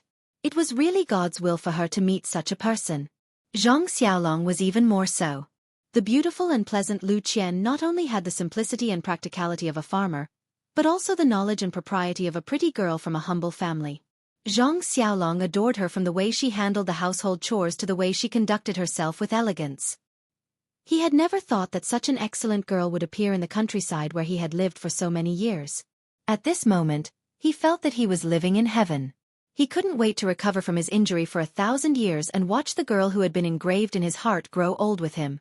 In short, Zhang Xiaolong and Lu Qian were a couple in love. They were attracted together like magnets. Zhang Kai and Guo Sufei saw it in their eyes and thought about it in their hearts. Although his son had the physique, Lu Qian was from a scholarly family after all. Her vision was naturally different from that of ordinary farmers. His son was illiterate, so how could he compare with the thousands of books in Lu Qian's heart? Moreover, although Mr. Lu's family lived in the countryside, his family was also well off. According to Zhang Xiaohua's description, the life of his family was far from what their family could compare. Even if the girl was willing, her father and brother at home wouldn't agree to it. This was really difficult. How could they probe the girl's mind? As a matter of fact, although the afternoon sun made people sleepy, Guo Sufei muttered in her heart while doing needlework. How could she beat around the bush to find out the girl's mind without leaving any traces? At this moment, Grandma said, "Sufei, I remember that Xiaolong is 19 years old this year, right?" Guo Sufei replied, "Yes, mother. After the new year, he will be 20 years old." Grandma asked again, "Some time ago, I heard that you were looking for a wife for Xiaolong. Why haven't there been any news recently?" When Guo Sufei heard this, her heart was happy. She was just about to doze off when someone sent her a pillow. Her own mother's eyes were really blind, but her heart was very clear. She quickly continued, "It's like this, mother. Before the new year, Xianxia and I had this idea. We searched through all the girls in the neighboring villages. In the end, we were willing, but they weren't willing. They were willing, but we didn't think they were suitable. Before we could find a suitable one for Xiaolong. This happened during the new year. We were no longer in the mood. When the weather is hot and Xiaolong's injury is healed, we will look for a good wife that can satisfy our family." After saying this, she didn't look at Zhang Xiaolong's sad eyes. She pretended not to care and said, "While Qian, this female scholar, is still in our family, help us take a look and check." What kind of person was Lu Qian? Lu Qian's exquisite heart acupoint had already heard Guo Sufei's words. Her face turned red, but she didn't know how to respond. She lowered her head and didn't say anything. Grandma didn't intend to let it go and said, "Then you have to hurry up and look for a wife based on Qian's appearance." These few days, Qian took care of Xiaolong and even this old woman benefited from it. This child has a good heart and is careful. It's just that I can't see it. Sufei, if you find me a wife who is not as good as Qian, I won't be willing. Sigh, these words were too blunt. Lu Qian's face was hot. She couldn't help but get up and ran into the house. On the other side, Zhang Xiaolong was anxious. His face was red as he said, "Grandma, mother, look at what you are saying. You made her run away." His eyes looked into the house and showed his worry. If it wasn't for his injuries, he would have chased after them. Only Zhang Xiaohua was sitting on her small stool. She looked at her grandmother who couldn't see. The older the ginger, the spicier it was. A few days ago, she had just told her grandmother about the matter between her elder brother and elder sister Lu Qian. Now, her grandmother cleverly said it. It seemed that this sister-in-law had a chance. In fact, Guo Sufei was also very strange at this time. Her mother was very calm. Today, she mentioned this matter. Although she could find out what the girl's mind was, after all, it was too rash. It wasn't like her mother's usual style. According to her original plan, she would wait for 10 days to half a month before taking a good look.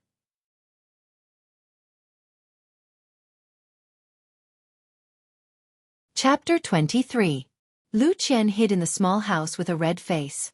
There was a trace of sweetness and a trace of anger in her heart. The sweetness was that her thoughts were guessed by others. Presumably, her sweetheart also knew. The anger was that she had only been at home for a few days. To speak like this, they were looking down on her too much. Although Lu Qian's face was burning and her heart was a trace of anger, she was also a little confused. After these few days of contact, her grandmother was a very reasonable person. How could she embarrass her in front of her face like this? However, that was not necessarily the case. The elderly were old and it was inevitable that her heart was confused. She could understand, but how could she go out and meet them now? The people outside were also the same. Looking at the smiling grandmother, Zhang Xiaolong was very speechless. There was no other way. It was not suitable for him to go in at this time. Guo Sufei thought about it and pinched Zhang Xiaohua's ear and said, "It's all because of you. Go and call Lu Qian out." Zhang Xiaohua rubbed her ear and scratched her head. She muttered, "What does it have to do with me?" Guo Sufei smiled and pushed her and said, "If you didn't tell your grandmother about your brother and Lu Qian, how would your grandmother know?" Zhang Xiaohua said, "So you know."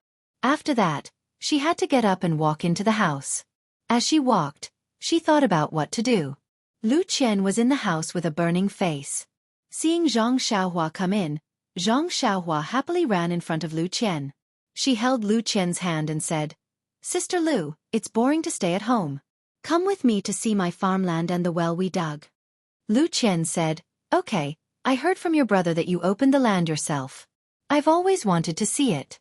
Let's go, we'll go today." After that, Lu Qian took Zhang Xiaohua's hand and walked out of the house. Zhang Xiaohua followed behind Lu Qian. As soon as she walked out of the house, she shouted, "Father, mother, I'll take Sister Lu to see my land on the hillside. We'll be back in a while." Guo Sufei said, "Then you guys go and come back early. You're in a hurry to come back for dinner. Xiaohua, protect your sister well." Zhang Xiaohua giggled and said, "No problem, Yang Qin." Lu Qian walked in front of Guo Sufei and said in a low voice, "Auntie, I'll go out then." Guo Sufei smiled and said, "Come back early." Thus, Lu Qian and Zhang Xiaohua walked out of the Zhang family's small courtyard. Walking on the path of the Guozhuang house, from time to time, there were familiar villagers who came to greet them. The village was not big. If there was a small matter in any family, they would immediately know. Moreover, the Zhang family, which had always been low-key, suddenly had a beautiful girl. The neighbor who went to Balagu with Zhang Xiaohua had already been told by Zhang Kai not to say anything about Lu Qian. They only said that the children of their relatives came to stay for a period of time to take care of the sick and injured family.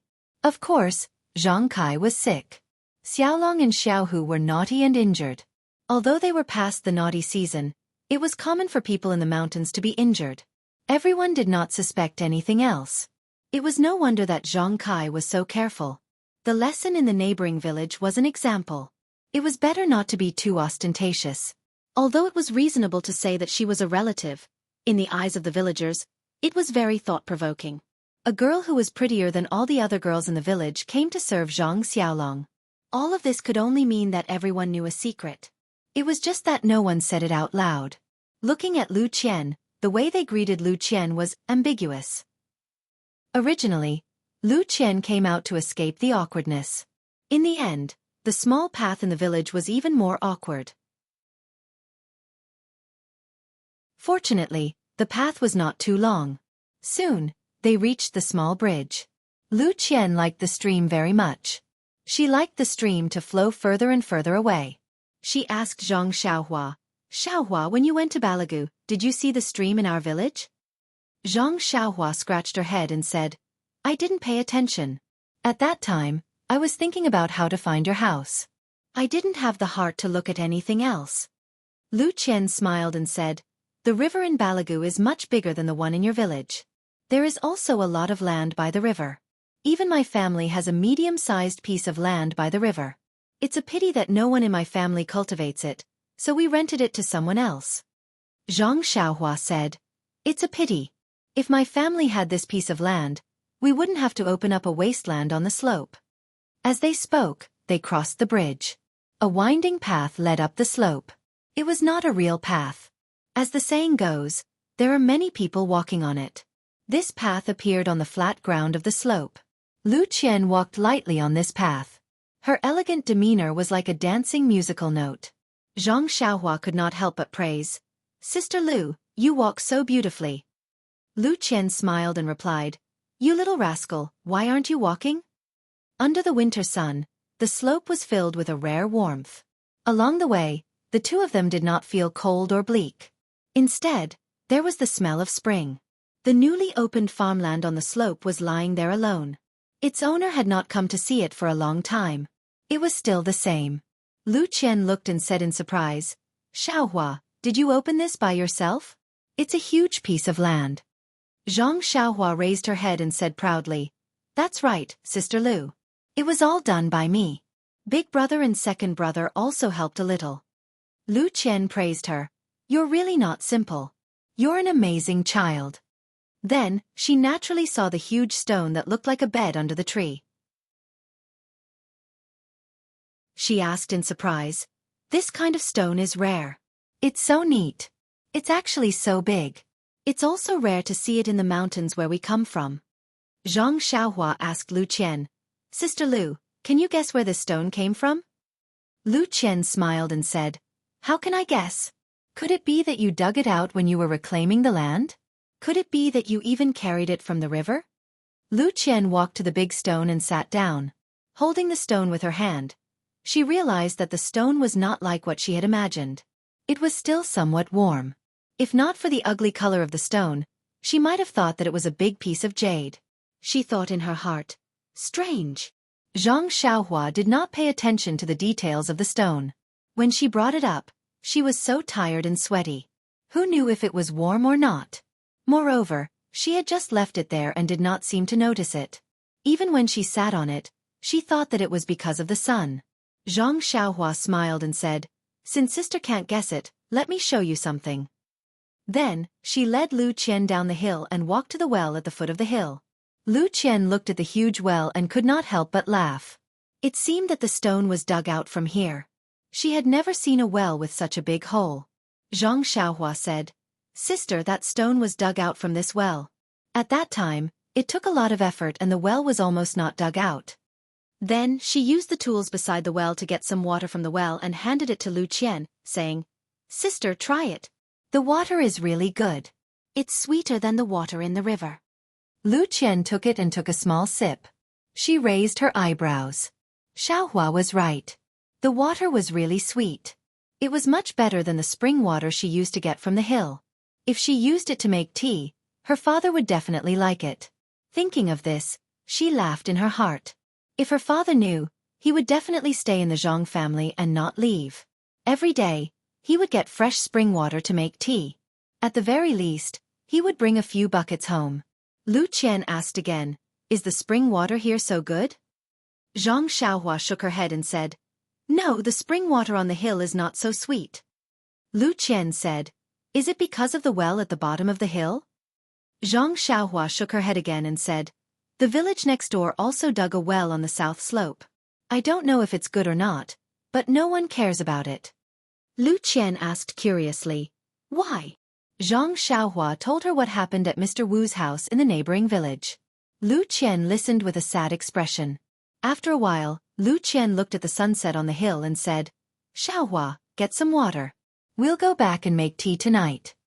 Zhang Xiaohua happily said, "Is it the one I drank at your house? Isn't it very bitter? I've tasted the one at Old Gua's house in the east of the village. It's too bitter." Lu Qian said, "I didn't see the tea you drank, but it should be it. I brought some this time and didn't take it out. Let's try it today." Zhang Xiaohua energetically fetched a bucket of water from the well and carried it up the hill behind Lu Qian. They walked back home. As they walked, Lu Qian asked, "Xiaohua, why do you think that Mr. Wu from the neighboring village had such good luck?" Zhang Xiaohua thought for a while and said, "He got something good and bad people found out. He didn't have the ability to hold on to it." Lu Qian seriously said to Zhang Xiaohua, "Yes, Xiaohua. You have to remember, an ordinary man is innocent, but treasuring a jade ring is a crime." Zhang Xiaohua didn't understand and said, "Sister, what does this mean?" Lu Qian said, "The meaning of this sentence is that if a person is living a good life and has beautiful jade or good things in his possession, he will attract disaster. Xiaohua, you're still young and maybe you don't understand. In fact, the most unpredictable thing in the world is human nature. It's hard to guarantee that someone won't covet your jade. Mr. Wu's mistake is that although he dug out the treasure, if other people found out, those covetous people would come to snatch it. If no one saw when he dug it out, others wouldn't know that he had a treasure and naturally wouldn't come to snatch it." Then, Lu Qian jokingly said, "In the future, if Xiaohua has any rare treasures, you have to keep it a secret. Don't let others know. Only in this way can it be your own treasure." Zhang Xiaohua smiled and said, "I will, sister. In the future, if I have a treasure, I won't tell anyone but you, okay?" Lu Qian said, "No, you tell me a secret and you think it's okay if I'm the only one who knows. But I might inadvertently tell another person.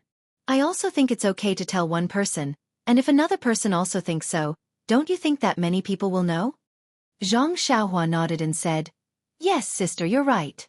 People will know if it's passed on." Zhang Xiaohua said again, "Then sister, what if the one who dug out the treasure is Hero Wen? Will it be okay?" Lu Qian said, "Then the situation will be different." Zhang Xiaohua asked curiously, "What's the difference?"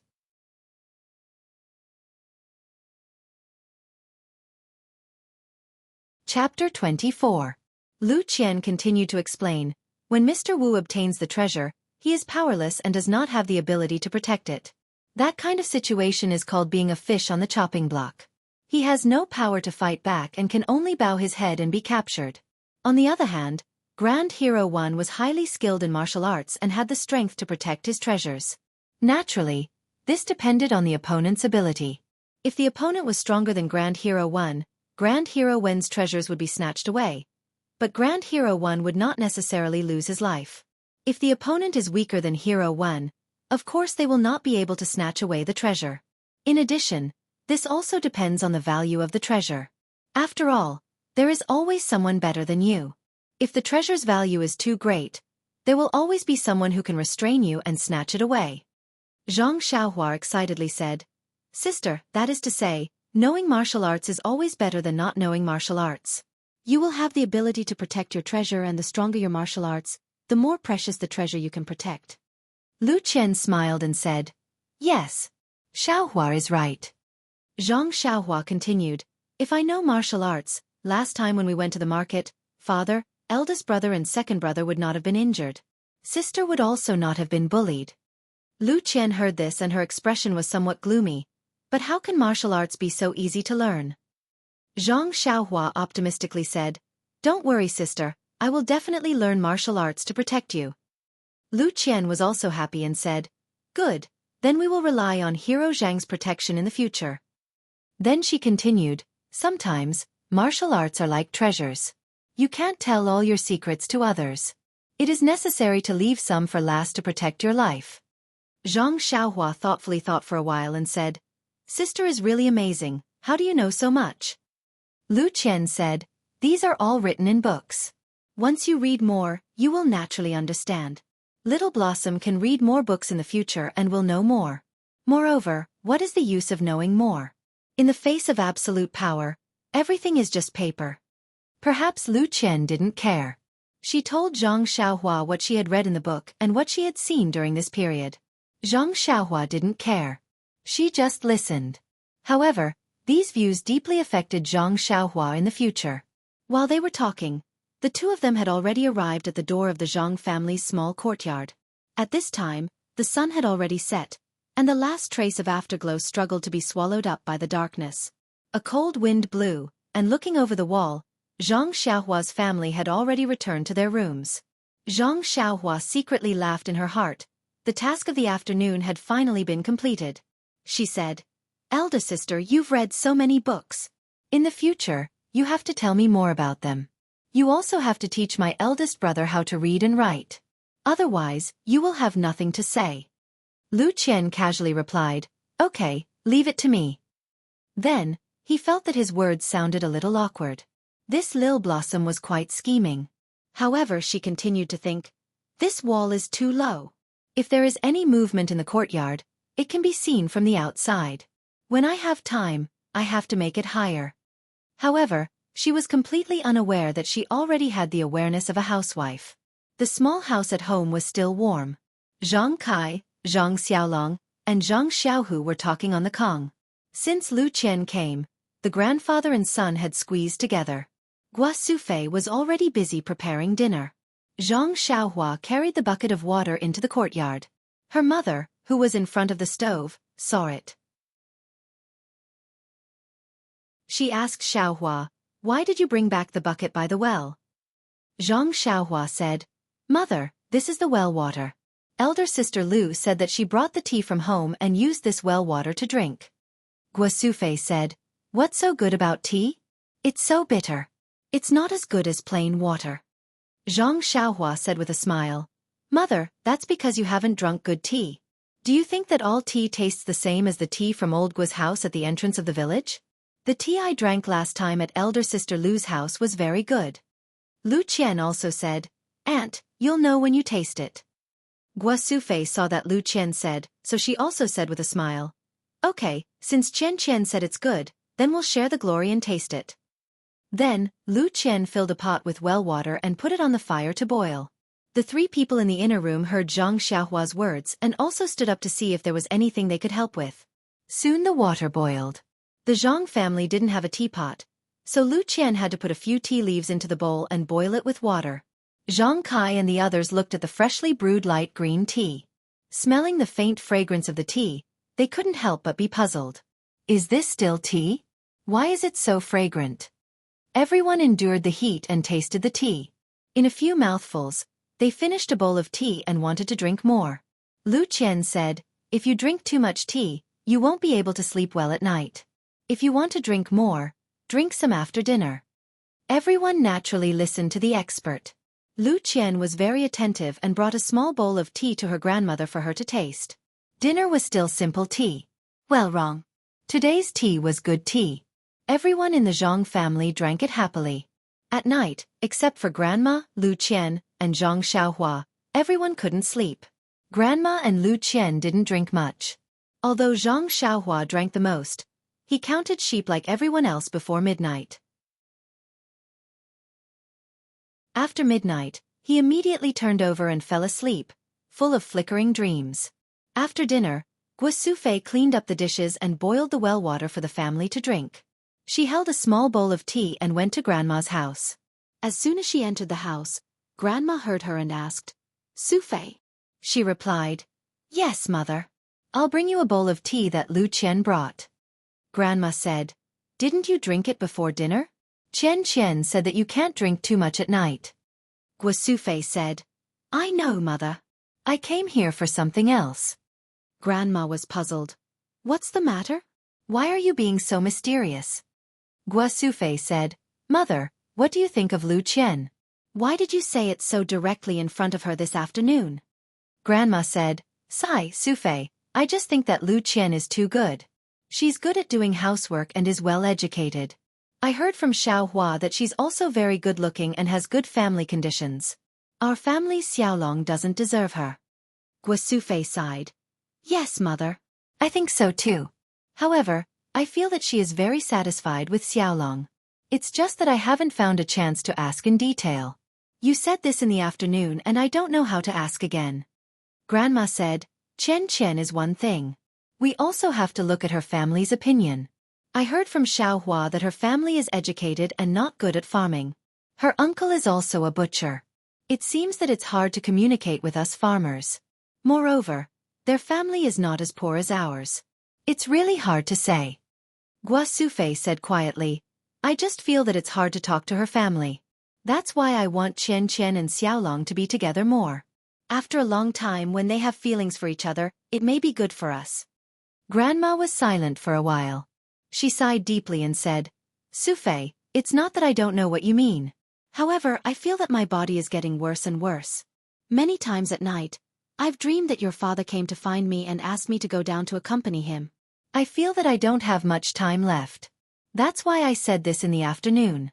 I really want to see my grandson get married and even see us 4 generations live under the same roof." Before her voice fell, Guo Sufei's tears flowed out. She was a little choked with sobs. Wiping her tears, she said, "Mother, don't think too much. I reckon that you were just thinking of father, so you had the dream. There's nothing wrong with your body, so you'll definitely be able to see your great-grandson." Grandma stroked Guo Sufei's hair and said kindly, "Sufei, I know my own body. I've lived for so long and I've watched you grow up. I've watched you get married and have children. I've also watched Xiaolong, Xiaohu, and Xiaohua grow up. I'm already very satisfied. What I said in the afternoon was also on a whim. She's only been here for a few days and it's indeed inappropriate to mention this matter. If you guys treat her well, who knows, she might get together with our Xiaolong. That would be Xiaolong's fortune and our family's fortune." Guo Sufei said a few more words to Grandma before she got up and went out. She picked up the cold tea and tried it with her mouth. It was no longer drinkable. She had no choice but to splash it in the courtyard. She turned back to look at her mother's shadow in the dark room. Her heart was filled with bitterness and tears flowed down her cheeks again. She was very clear in her heart that ever since she had children, her entire body and mind had been placed on Zhang Kai and the other children. She rarely cared about or thought about her own mother. She always felt that she was under her mother's big tree and that she could rely on her mother. Now that she heard her mother's words, she realized that she had neglected too much and given too little to her mother. Everything was precious only when it was lost. Often, the ordinary things by one's side should be treasured even more. Now, whether it was regret or disappointment, she always felt empty in her heart. Some things were breaking and she couldn't grasp them with her hands. Guo Sufei walked into the central room absent-mindedly. Lu Qian was doing needlework under the light. She looked up and saw that Guo Sufei's expression was strange. She quickly got up and took the empty bowl in her hand. She asked, "Aunt, what's the matter?"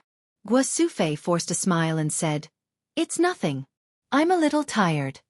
Then, she went to Zhang Kai's hut to take a look. Lu Qian saw that she didn't say anything, so she sat down again. She worked while looking at Guo Sufei. Several men in the hut were drinking tea while doing farm work. There was also a man lying down to recuperate. Guosufei didn't say much. She just said, "When you're done, go to bed early. Xiaohua, take care of your grandmother at night." Everyone responded, "Okay." They didn't look up. Guosufei didn't care. She lowered her head and went straight back to her hut. She didn't do needlework in the central room. Lu Qian was even more surprised. She didn't know what happened over there. Since Guosufei didn't say anything, she couldn't force her to ask. When it was late at night, everyone cleaned up and went to bed. Lu Qian returned to her hut. The light in the hut was still on. Guosufei had already fallen asleep. Lu Qian blew out the oil lamp and lay down.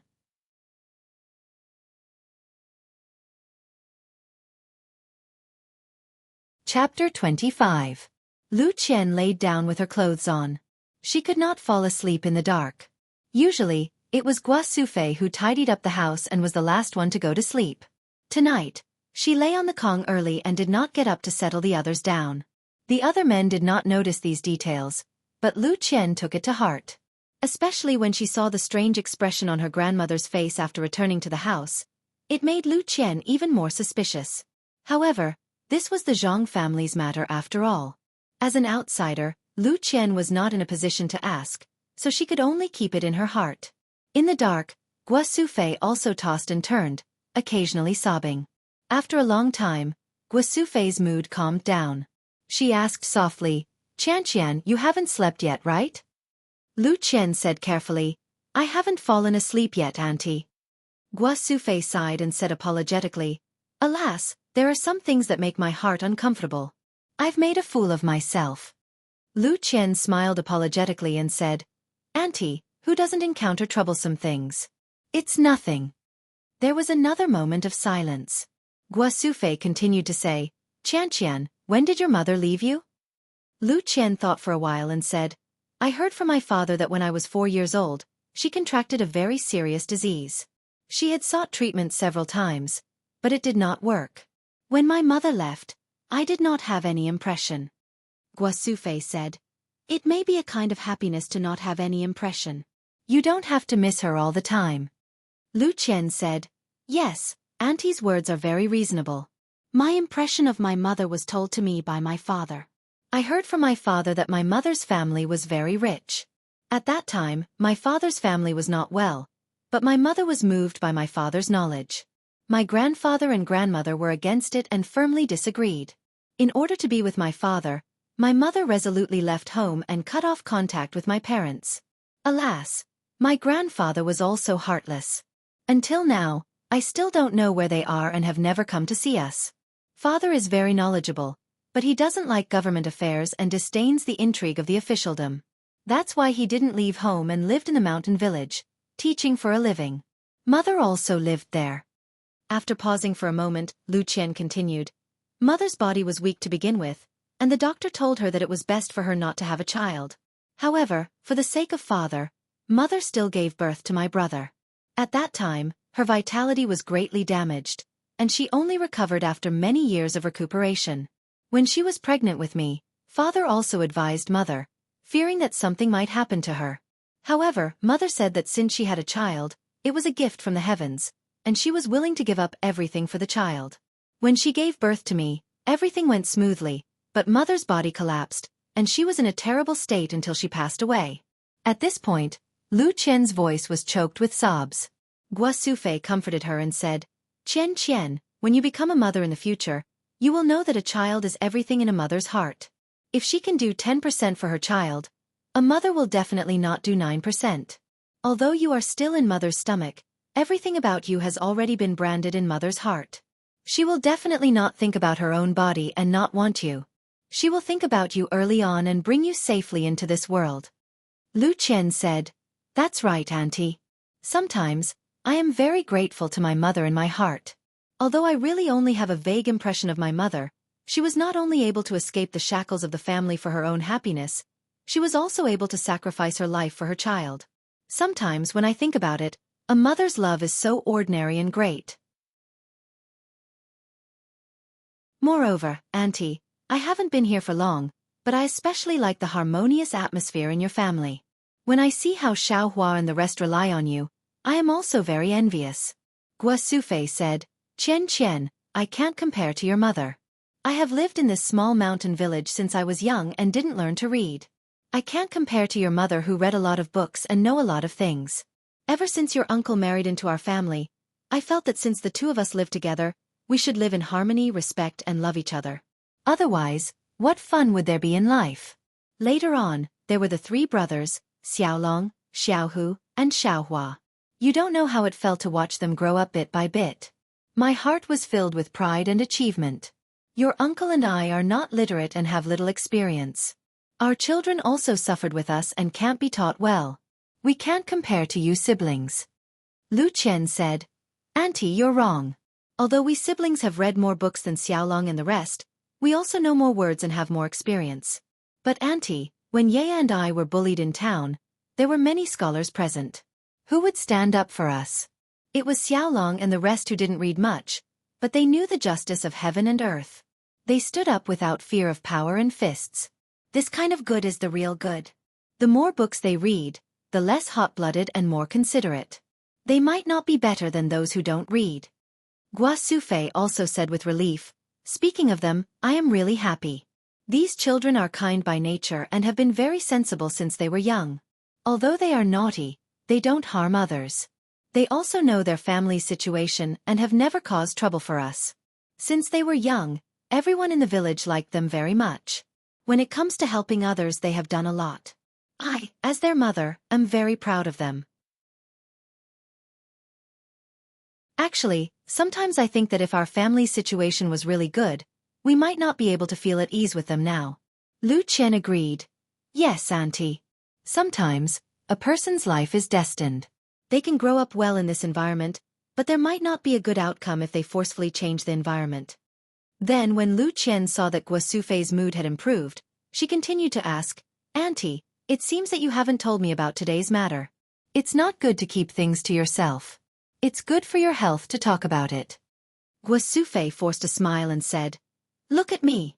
When it comes to children, I digress. I really miss children a lot in my life. Lu Qian did not reply. Gua Sufei continued, As a mother, I miss my children. I worry about their health, food, and clothing, but I neglected my mother. When I was a child, it was my mother who took care of me and paid attention to me. She also watched me grow up and become an adult.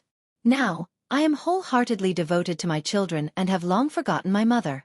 Although I take care of her every day, cook for her, and make new clothes for her, I rarely talk to her and ask her about her thoughts.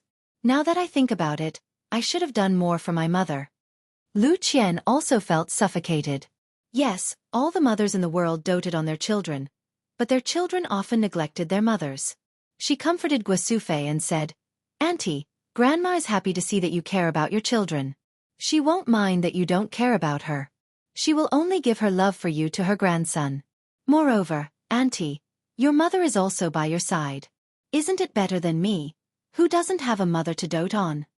Gua Sufei said faintly, But when you want to repay your mother, you realize that you don't have much time with her. Do you regret that you didn't realize this earlier? Lu Qian also sighed and said, Yes, it's a pity that the child wants to take care of his parents but can't wait for him. However, Auntie, Grandma is already so old.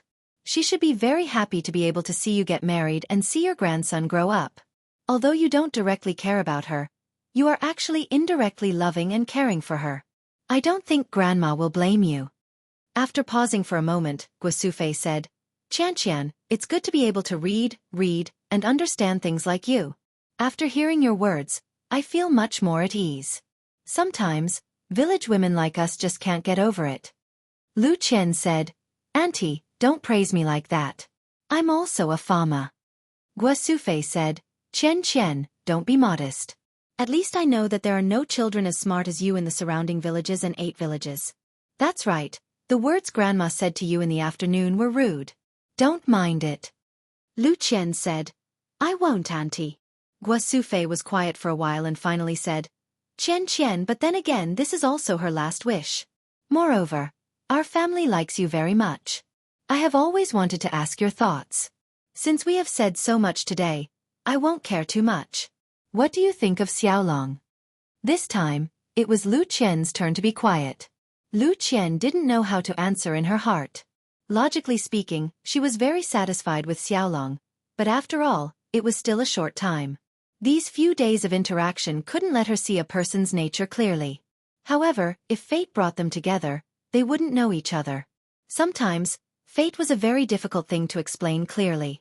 Just a few days of interaction could leave an unforgettable impression, and years of interaction might only leave behind friendship. It was the same for looking at a person. Sometimes, it only needed a glance to understand a person. If you couldn't understand, even if you looked at thousands of times, it would only be a blur. As for her and Xiaolong's fate, from the hero saving the beauty to the beauty repaying him with her body, it was really a story passed down from generation to generation. But to bet her happiness on Zhang Xiaolong just because of this, she naturally hesitated for a while. Grandma was very good to her, and the Zhang family was also very good to her. She also liked Zhang Xiaolong very much. She also liked this poor but warm and harmonious family. This family was also very much like her own family, full of respect and love. She was also willing to join this family and was also willing to fulfill her grandmother's last wish to see her leave this world with no regrets. However, all of this seemed too immature. Should she be given a period of time to ferment and ferment? Lu Qian hesitated and found it difficult to answer. After a long while she said, "Auntie, it's too late today. Let's talk about it another day." Gua Sufei also sighed softly and didn't speak anymore. In the small courtyard of the Zhang family, the moonlight was shining. How many people were sleeping soundly?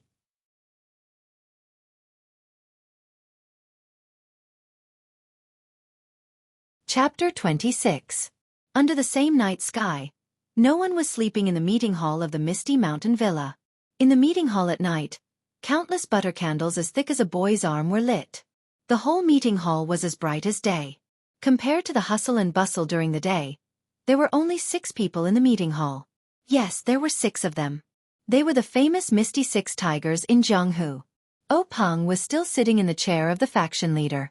On his left was the eldest, Hu Yuni, and the second, Li Jian. On his right was the fourth, Shangguan Fenglu, the fifth, Lu Qingyang, and the sixth, Su Peihua. The eldest, Hu Yuni, was a robust middle-aged man. He was dressed plainly and even looked a little mature. At first glance, people would think that he was an old farmer. His appearance was also ordinary, with thick eyebrows and big eyes. He was summoned back by the faction's emergency signal, but he didn't seem to be in a hurry to ask questions. He slowly tasted the green tea in his hand. The second, Li Jian, was a tall man with a thin face. He wore a green robe and held a sword in front of his knees. His face was cold and indifferent. He really lived up to his name. At this time, Li Jian also lowered his head and squinted his eyes. No one knew what he was thinking.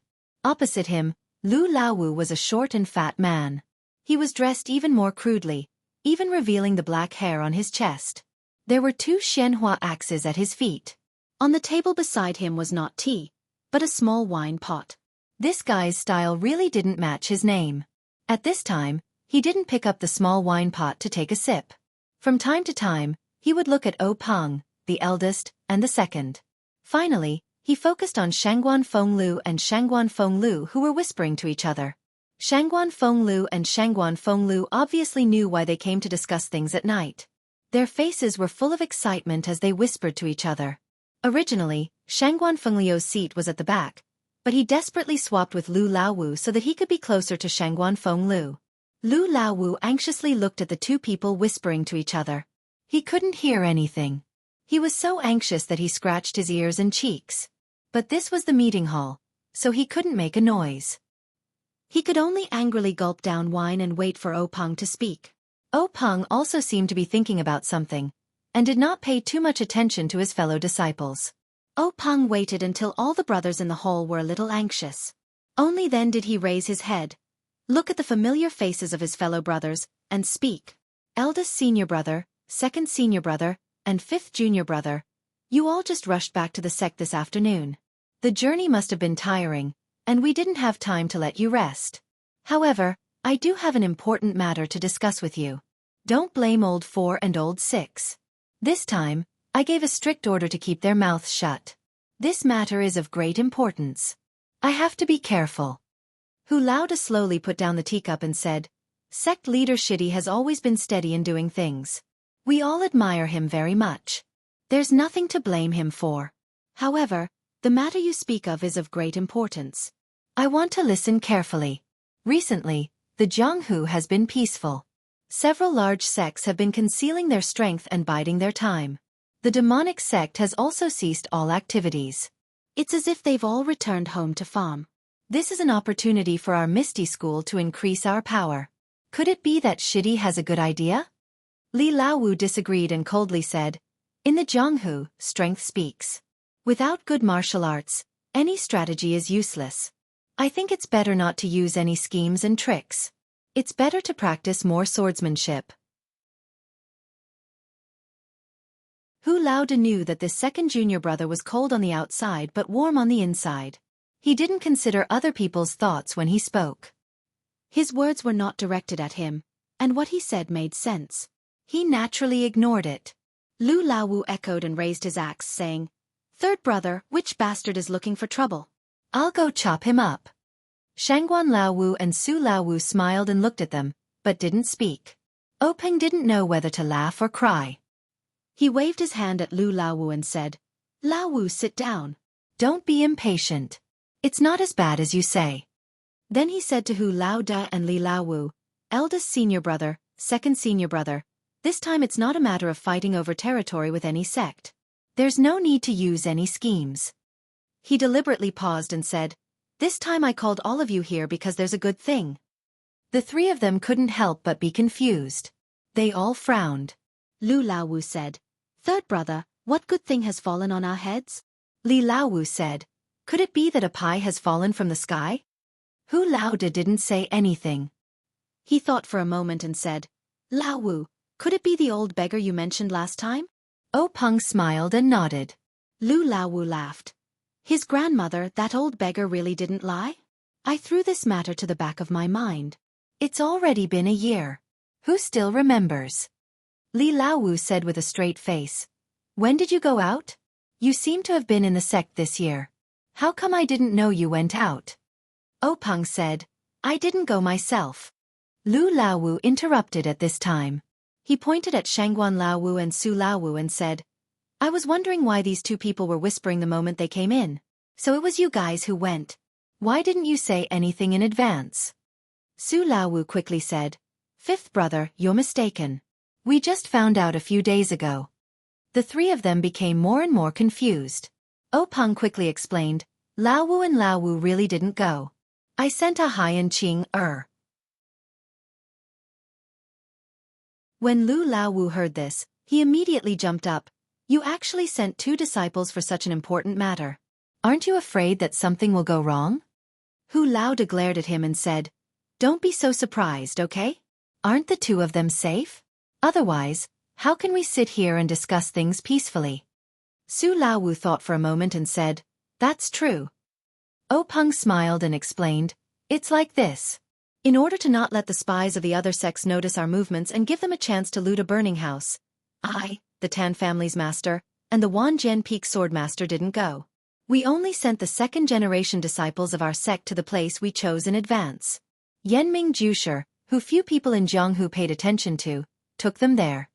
Li Laowu said, This Yanming Jusher's martial arts are average. He's smart, but he's shrewd. Ahai will be at a disadvantage if he goes with Qing. Hu Laoda said, Since Laowu and the others let him take them, they naturally have a way to guard against him. Openg rubbed his nose and said, Eldest senior brother is right. Before he left, all three of us sent people close to him to his Yanming mountain villa. He also sent people to escort his wife and children to our sections. When the matter is completed, we can then escort his wife and children back and exchange our people at the same time. Hu Laoda asked, Who did you send? Openg said, Naturally it was Yan. Hu Laoda nodded. Openg continued, She just returned a few days ago and is resting in the villa. Hu Laoda also said, She's the only one who's suitable for this kind of thing. It's been hard on her. Li Laowu said, She's your sister. Naturally, she should share her brother's worries. However, That Yenming Jusher actually didn't play any tricks? That's strange. Oh Peng's eyes curved into crescents as he said. How could he not? He proposed to use rock paper scissors instead of a martial arts competition to divide the treasures. In the end, he was completely defeated by our Qing. Lu Laowu also laughed. That's right. This girl never loses when it comes to guessing. She even used this to get me drunk. This Yenming Jusher really shot himself in the foot. Oh Peng said again. The most ridiculous thing was that he even faked an imperial edict, saying that the extra treasures were up to fate. Whoever got it would get it. In the end, there weren't many treasures.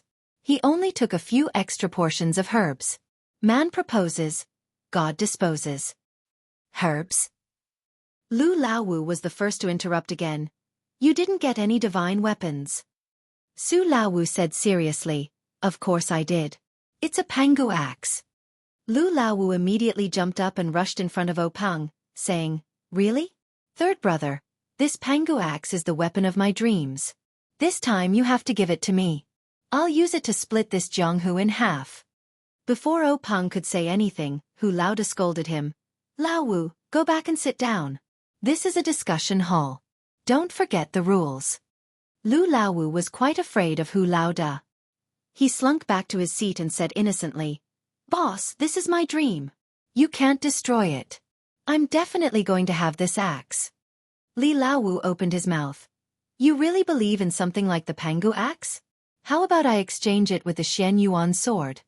Lu Laowu muttered, You don't have the Xian Yuan sword. Li Laowu continued, You don't have the Pangu axe either. At this time, Hu Laoda opened his mouth. Don't listen to Lu Laowu's nonsense. The Pangu axe is just a legend. How can it possibly exist? At this time, O Peng said mysteriously, Although Laowu's words are a joke, senior brother, you really made a mistake this time. There really is a legendary item inside. This time, Hu Laoda was also moved, saying, What item? Isn't it a herb? O Peng was very satisfied that Boss Hu was so surprised, saying, The herb is just a bonus. The real treasure is something else. Lu Laowu was not happy. If it's not the Pangu axe, what legendary item is there? Could it be the Xian Yuan sword? The Cultivation God's Heaven's Recommendation Seal? The Elixir of Immortality? Shangguan Laowu spoke. Laowu is really amazing. He actually guessed it correctly. I can't even dream of it. The remaining three people were really stunned. Hu Laoda looked at Li Laowu and gave him a look. Li Laowu stood up and used his qinggong. He floated out of the meeting hall like a wisp of smoke and flew up to the roof. He quickly circled around the meeting hall. Finally, he stood on the roof of the meeting hall and listened carefully for a while. Only then did he fly down and quickly walk back to his seat. He said to Hu Laoda, I didn't find any random people around. Hu Laoda nodded and then looked at O Peng. Lu Laowu was still in a daze, as if he didn't understand what the two were doing. Hu Laoda said to O Peng, Laowu, tell us in detail about the treasure inside.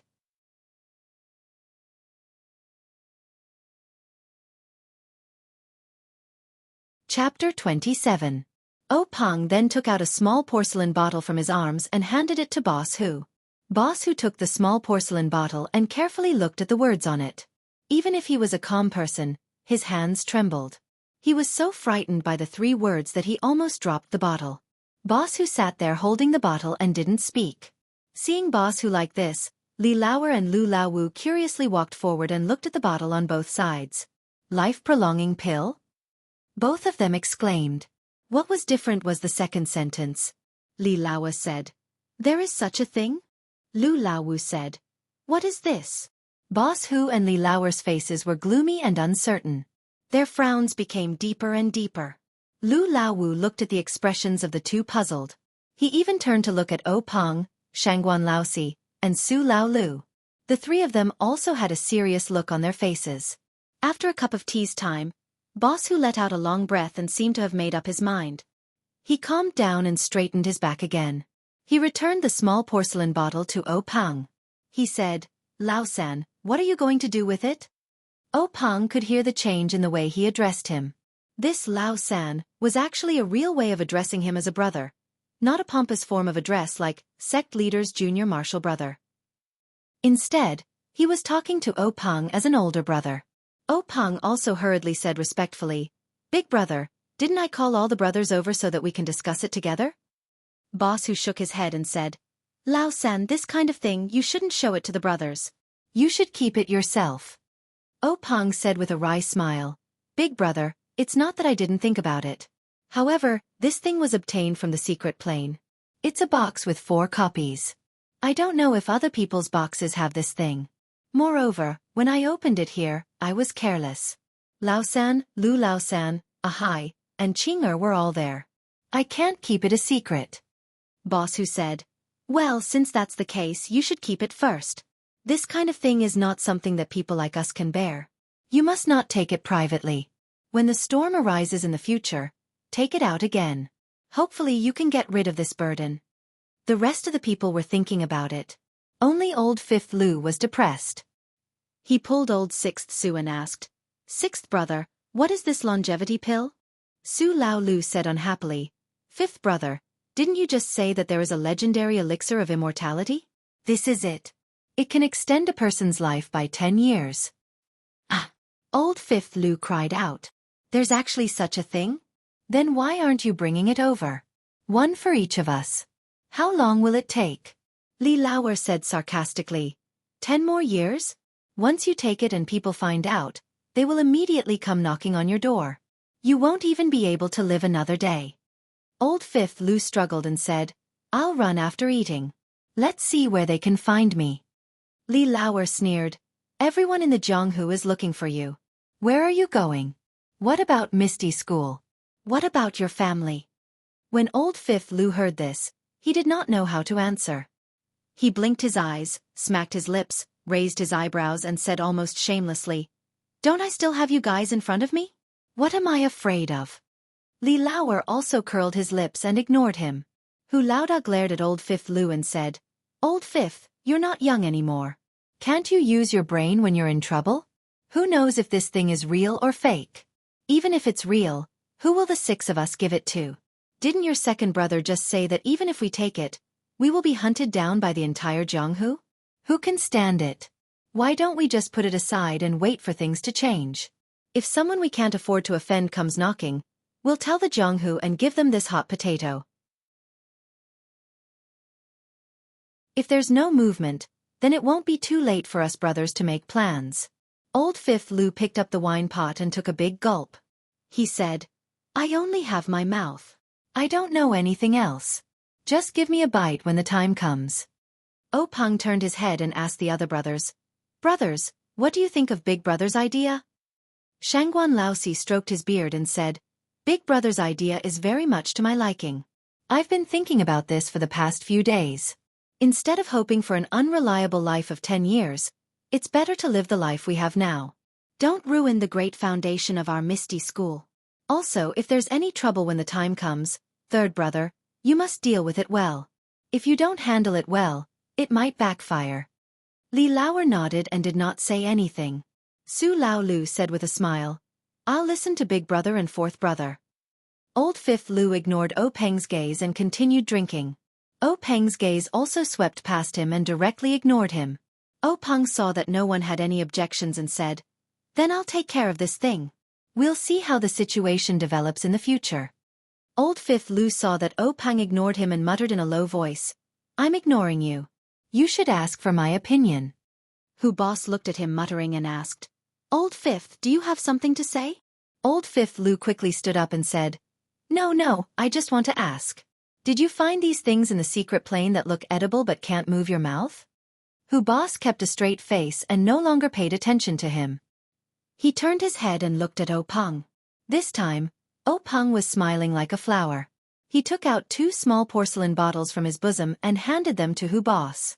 Hu Boss took the porcelain bottles and carefully looked at them. Suddenly, he was surprised again. Qi-generating pill? There really is such a treasure. It hasn't appeared in Jianghu for many years. Next to him, old Fifth Li couldn't sit still this time. He put away that deadpan face and came over. Only Shangguan Laosi, Su Lao Lu, and Lu Laowu didn't move. The first 2 already knew, but the last one heartlessly asked again, Qi-generating pill? What's this thing? Coincidentally, Hu Boss words also came out at this time. Bone-strengthening pill? What's this thing? Peng arched his eyebrows and said with a grin, this qi-generating pill, everyone knows that it's a legendary panacea for increasing one's power. Those who take it can increase their power by 20 years. However, this is only for those who cultivate internal martial arts.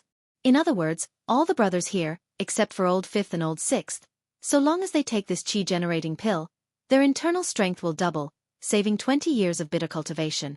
However, according to my investigation of the gang's ancient records, it seems that there are some flaws, but it's not clearly stated.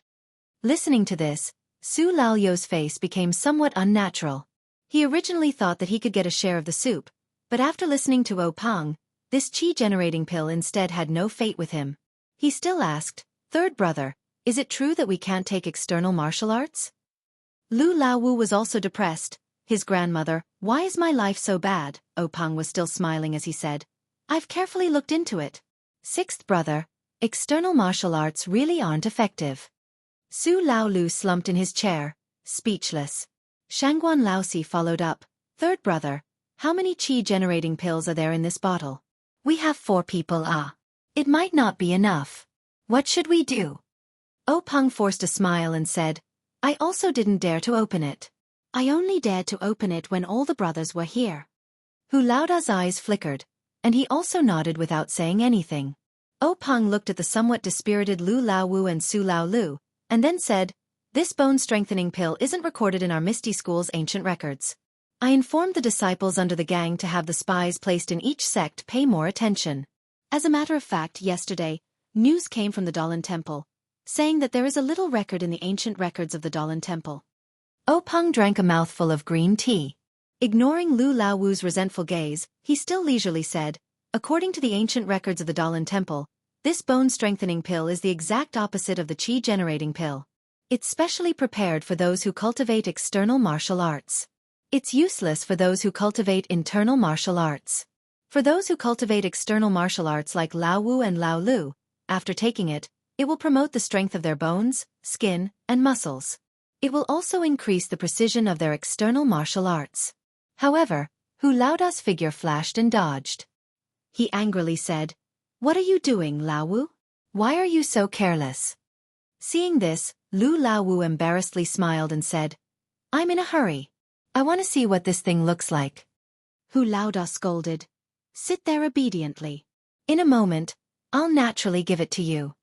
Lu Laowu obediently sat back down. Su Laoyo's expression was also abnormally excited. Anyone who had experienced such a great change in mood would be so excited that they wouldn't be able to sit still. He also covetously looked at the small porcelain bottle. Hu Laoda took the 2 small porcelain bottles and didn't return them to Peng. Instead, he sat down on a chair. He looked at Peng with a smile and said with a very gratified tone, Lao Sen, you're good, really good. Laoer, it's not wrong that we didn't fight with Lao San for the position of headmaster back then. To be able to obtain so many good things without anyone noticing, your contribution is comparable to the founder of the headmaster school. The 2 of us can't do it. With these 2 things, our Misty School's strength has increased by more than 1 level. Hu Laoda looked at the 2 porcelain bottles in amusement and continued, even if there's only 1 pill in here, we can have 2 more peerless experts. Although there's still a gap between us and the top schools like the Dalan Temple, in the middle schools, we can definitely be ranked at the top. Peng looked at Hu Laoda's excited expression and also said, Big brother, you're overpraising me. This little brother really can't accept it. It's just that my luck is good. It's just a fluke. Hu Laoda said, luck is also a part of strength. Third brother, you don't have to be modest. Then he continued, it's just that, I don't know how many pills are in this porcelain bottle. It's not easy for the 6 of us to distribute them. Peng said, Big brother, I took this thing out today so that you can decide how to distribute it. Although I'm the headmaster and I also hope to become a peerless expert, the rise and success of a headmaster school is the result of the efforts of all the brothers. However, relying on one headmaster, you can't do too much. Therefore, I hope that no matter how many pills are in the porcelain bottle, we brothers can't harm each other because of this.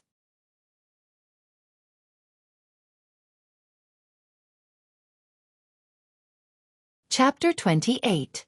After saying this, Openg once again took out a slightly larger porcelain bottle from his bosom. This time, Shangguan Laosi and Su Laolu were also stunned.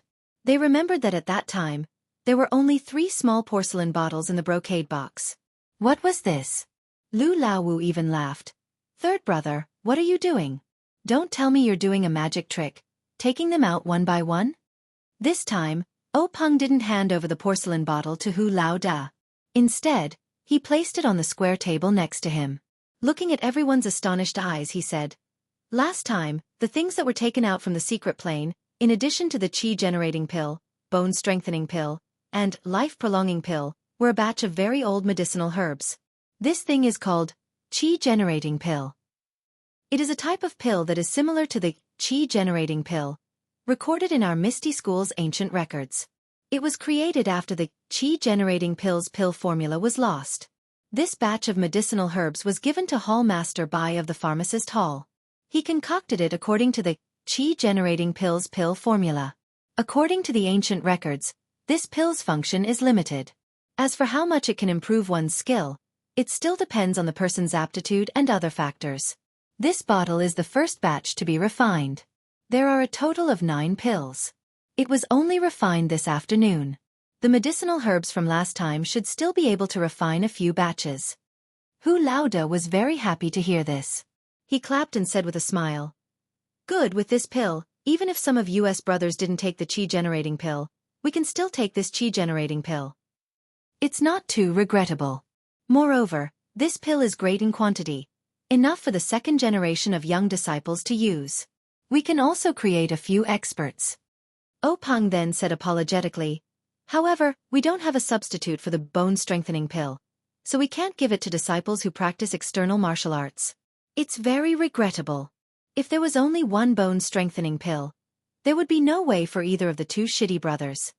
Hu Laoda interrupted Openg's words and said, "Is there anything in this world that is perfect? To have such an opportunity is enough. Whether or not it can increase one's skill depends on fate. Moreover, the skill obtained from external forces is not as good as one's own hard work. Shitty brothers shouldn't be possessed because of this, right?" The rest of the people felt a chill in their hearts, and their minds immediately calmed down. Their minds that had been muddled by the miraculous pill also calmed down. Everyone thought in their hearts, "What eldest senior brother said makes sense. The path of martial arts is based on real cultivation. If one blindly pursues the growth of one's power without matching it with the cultivation of one's mental state, it is extremely easy to go mad. This is not uncommon in Jianghu.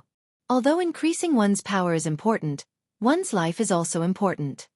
Openg said, "Eldest senior brother's words are too serious. Today's event is a good thing. We all understand each other's temperament and breadth of mind. We definitely won't turn this good thing into a bad thing." Shangguan fourth brother also expressed his stance. "Big brother, today's happy occasion is the first time in our lives that we have encountered such a joyous occasion. Although we were momentarily muddle-headed, we will not harm the harmony between us brothers, nor will we disregard the interests of our sect. Please rest assured. If there is only one pill of this qi-generating pill, I suggest that third junior brother take it. First, his ethereal divine art has already reached great success. If he has the help of this pill, he will certainly be able to complete it. Second, he is our sect leader. The level of his martial arts will directly determine the prosperity of our sect. Third, this pill was originally obtained by third junior brother. If he refuses to accept it, how can we have the face to take it?" Everyone agreed, and Hu Laoda handed the small porcelain bottle back to Openg. Openg was also not pretentious. He did not push it back and forth, and reached out to receive it. Openg held the small porcelain bottle in one hand, and once again looked around at everyone. His other hand pinched the bottle's head, and with a gotcha sound, the bottle's mouth opened, and a sweet fragrance diffused out. Openg poured the contents of the small porcelain bottle into a jade box that he had already prepared. Unexpectedly, there were 3 pills. Openg was very happy, and found 3 jade boxes to store them. He placed them on the table, and pushed them in front of Hu Laoda. He said, "I originally thought there was only 1 pill, but now there are 2 more. Eldest senior brother, please distribute them." Hu Laoda smiled bitterly. Looking at the 3 jade boxes in front of him, he shook his head and said, Lao San, you gave me a difficult problem. 1 pill is enough, but how do we divide these 3? Forget it, let's do as we said just now. Lao San, you take 1. O Peng took one of the jade boxes and put it in his bosom. Hu Laoda looked at Li Lao Er and Shangguan Lao Si and said, Lao Er, Lao Si, you guys also take 1 each. Li Lao Er did not get up and said, Big brother, what about you? You don't want it? Hu Laoda laughed and said, An old man is bound to make mistakes. I have been your big brother for so many years, and should also set a good example for you. I am old, so I don't want it. I have watched you all grow up. What you do is what I do. Shangguan Lao Si also said, Big brother, how about this, I will give you mine. Isn't it just 20 years of cultivation? I have time to practice. Li Lao Er also said, That's right, big brother. You are already old, and you may not be able to reach great heights by relying on your own cultivation. Lao Si and I have plenty of time. I think you should take one of these pills first.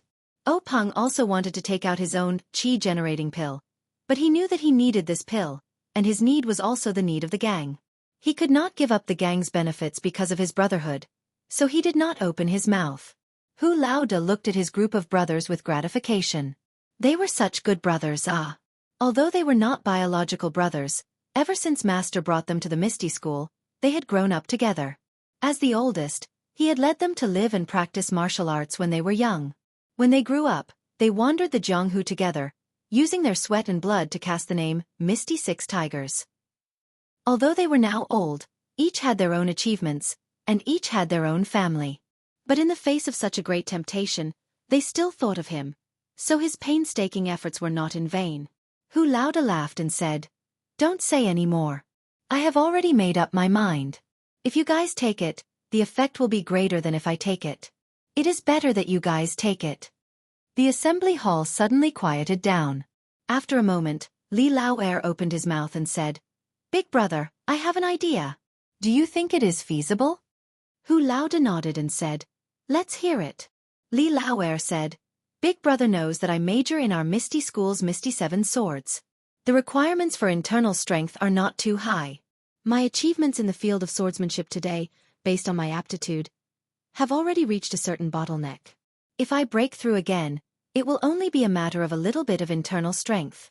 But the peak of swordsmanship cannot be reached by relying on internal strength alone. After breaking through this bottleneck, I still have to comprehend swordsmanship.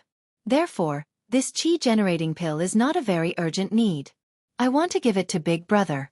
What do you think? Hu Laoda pondered. O Peng then said, Big Brother, I just don't know if this qi-generating pill can be taken separately. The ancient records of the sect don't explain it.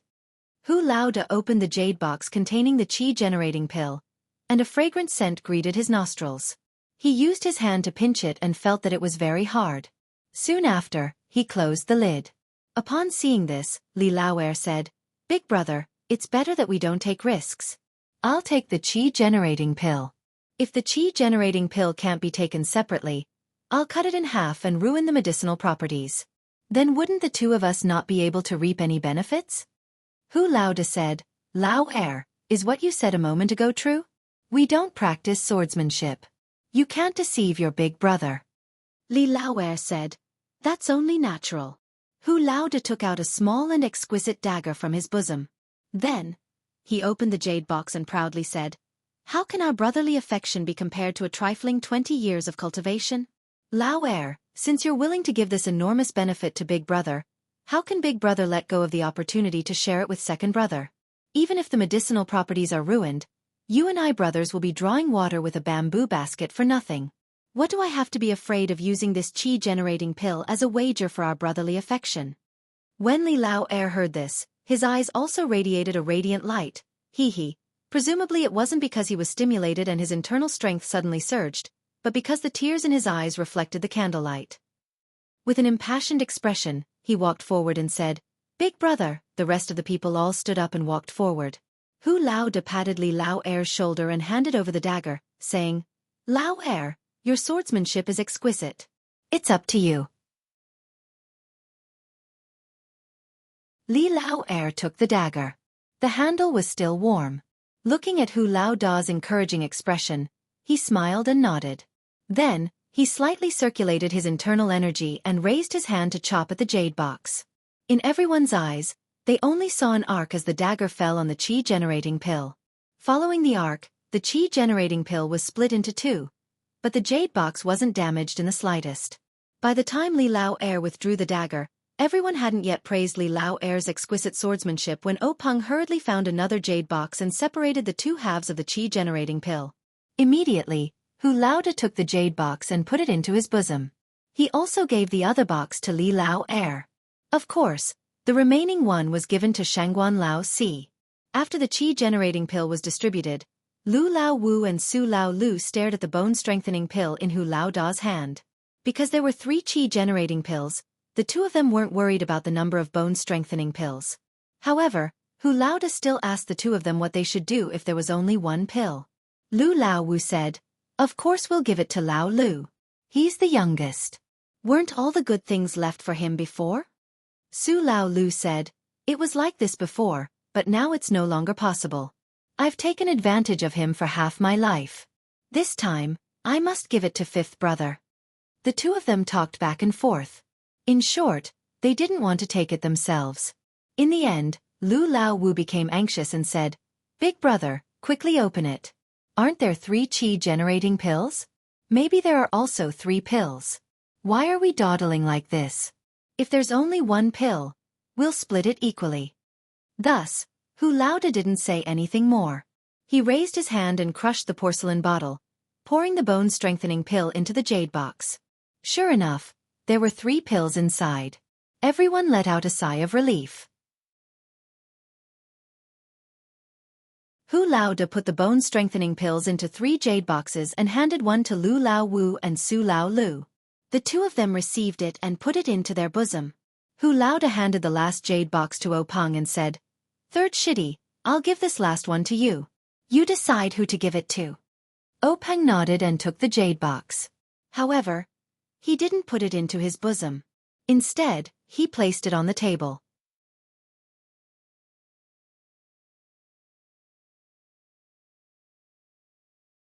Chapter 29. Peng looked at the bone-strengthening pill on the table and said, "This medicine is only effective for those who practice external martial arts. I want to give it to the stone cow in the gang. What do you think?" After Peng finished speaking, his eyes looked at old 5th Lu and old 6th Su because only their disciples practiced external martial arts. Old 5th Lu said straightforwardly, "Okay, I have no objection. That stone cow kid's strength is not ordinary. He's stronger than me. If he takes it, it will definitely add a super general to our Misty sect." Old 6th Su thought for a moment and said, "I also have no objection. My disciple's aptitude is limited. It's better to help Stone Cow. However, Stone Cow's head is too straight. You have to control him well." Peng nodded and said, "I have confidence in this." Old Hu looked at the porcelain bottle containing the chi-boosting pills and said, "Third Martial Brother, please deal with these chi-boosting pills at your discretion. If my disciples have good aptitude and can be trained, then use it. If they can't, then don't give it to them." Peng smiled and said, "For example, Martial Brothers, this time the medicinal herbs collected from the secret plane are limited. I will distribute it according to each disciple's situation. I heard a Hai and Qing say that there are still many medicinal herbs in the secret plane. Moreover, we have control of the secret plane. In the future, there will be an endless supply of these medicinal herbs. And there will also be a lot of chi-boosting pills." Old Hu also smiled and said, "That's good. We can't spoil the harmony in the gang for the distribution of these pills. Moreover, a Hai and Qing who went to the secret plane must be heavily rewarded." Peng said, I have the same idea as Senior Martial Brother. After a while, I will give each of them a chi-boosting pill." Old Hu said, "This is not urgent. The chi-boosting pill and bone-strengthening pill have already been obtained. I'm afraid that the medicinal properties will be lost. I think we should first take this pill." Peng said, "What Big Brother said is true. The ancient records in the sect say that the absorption of this pill will take a day and a night. I think we should enter the secret room and absorb the pill. How about it?" Big Boss Who said, Alright, you explain the sex affairs and call Xianxia over. We'll cultivate in isolation together. Peng called his first disciple, Xianxia, over and gave him some instructions. Xianxia accepted the order and left. Not long after, the sleepy-eyed stone cow entered the conference hall, as if he didn't realize that he had been given a free lunch. Behind the meeting hall, there was a well-hidden small door. Behind the small door was a long tunnel. There were countless torches on the walls of the tunnel. At a glance, it felt like there was no end to the tunnel. Peng led the group through the small door and walked along the tunnel. After walking for about the time it took to brew a cup of tea, they finally reached the end. At the end of the tunnel was a huge hall with chairs and tables. There were also several different small doors leading to the depths of the tunnel. When he raised his head to take a look, it was extremely spacious above him. It was 4 to 5 feet high, and he could see the veined patterns on the rocks. This place was actually the belly of the mountain. Peng handed the jade box containing the bone-strengthening pill to Xianxia. He pointed to one of the small doors and said, "Go in, find a small room and take the pill inside. Then, according to your usual cultivation method, practice 9 times 981 times." Xianxia took the jade box and didn't say anything. He turned his head and left. The others walked towards another small door and each found a small room to cultivate in seclusion. Peng found a private room and sat down cross-legged. He first operated the ethereal divine art and adjusted his state of mind. Then, he took out the jade box from his bosom and took out the chi-generating pill. It was a fragrant smell. The jet-black pill was hard to the touch. It was completely different from the chi-boosting pill refined by the pharmacy. Peng calmed his mood and put the chi-generating pill into his mouth. He only felt the pill turn into a liquid on his tongue. It flowed down his throat and into his body. Then, it immediately turned into a warm current that rushed into his dantian. At this time, Peng didn't dare to think too much. He withdrew his mind and operated the ethereal divine art, with all his strength to refine this warm current. The private room immediately became silent. After an unknown amount of time, Peng stopped and carefully examined his body. He couldn't help but be pleasantly surprised. This chi-generating pill really lived up to its reputation. His power was more than twice as profound. The chi in his body flowed along his meridians. It felt as if there were no obstructions and didn't leave behind any hidden dangers. Peng carefully calculated in his mind. He really did cultivate 81 times, no more and no less. He secretly said in his heart, "This is a divine pill." Peng sat quietly for a moment. Then, he got up and pushed open the door. He went to the hall. At this time, Hu Lao Da, Li Lao Er, and Shangguan Lao Si were already waiting in the hall. Peng stepped forward and asked Hu Lao Da with concern, "Big brother, how is it?" Hu Lao Da beamed and said, "It really is the legendary divine medicine. It saved me 10 years of effort." Peng heard this and hurriedly congratulated him. Then, Peng asked Li Lao Er. Li Lao Er didn't answer. He casually took out his long sword and waved it. Peng saw the long sword spit out an inch-long sword light. Peng was overjoyed and congratulated him again. Shangguan Lao Si didn't wait for Peng to ask and said, "Third brother, my power has nearly doubled this time. It really is a divine medicine. What about you?" Hu Lao Da and Li Lao Er also looked at Peng with concern. Peng also smiled and said, "I was lucky. The ethereal divine art has more than doubled and is approaching the realm of great success." Shangguan Lao Si repeatedly said in admiration. After a long time, Lu Lao Wu, Su Lao Lu, and the stone cow still didn't move. Shangguan Lao Si couldn't help but be somewhat worried. Peng said, "You probably don't need to worry. External cultivation is different from internal cultivation. You only need to revolve your internal strength. Presumably, external cultivation has to change your bones and muscles. Let's wait for a moment." Everyone waited in the hall for the time it took to eat 2 meals. Suddenly, they heard a burst of laughter from the stone house next door. Lu Lao Wu pushed open the door and came out.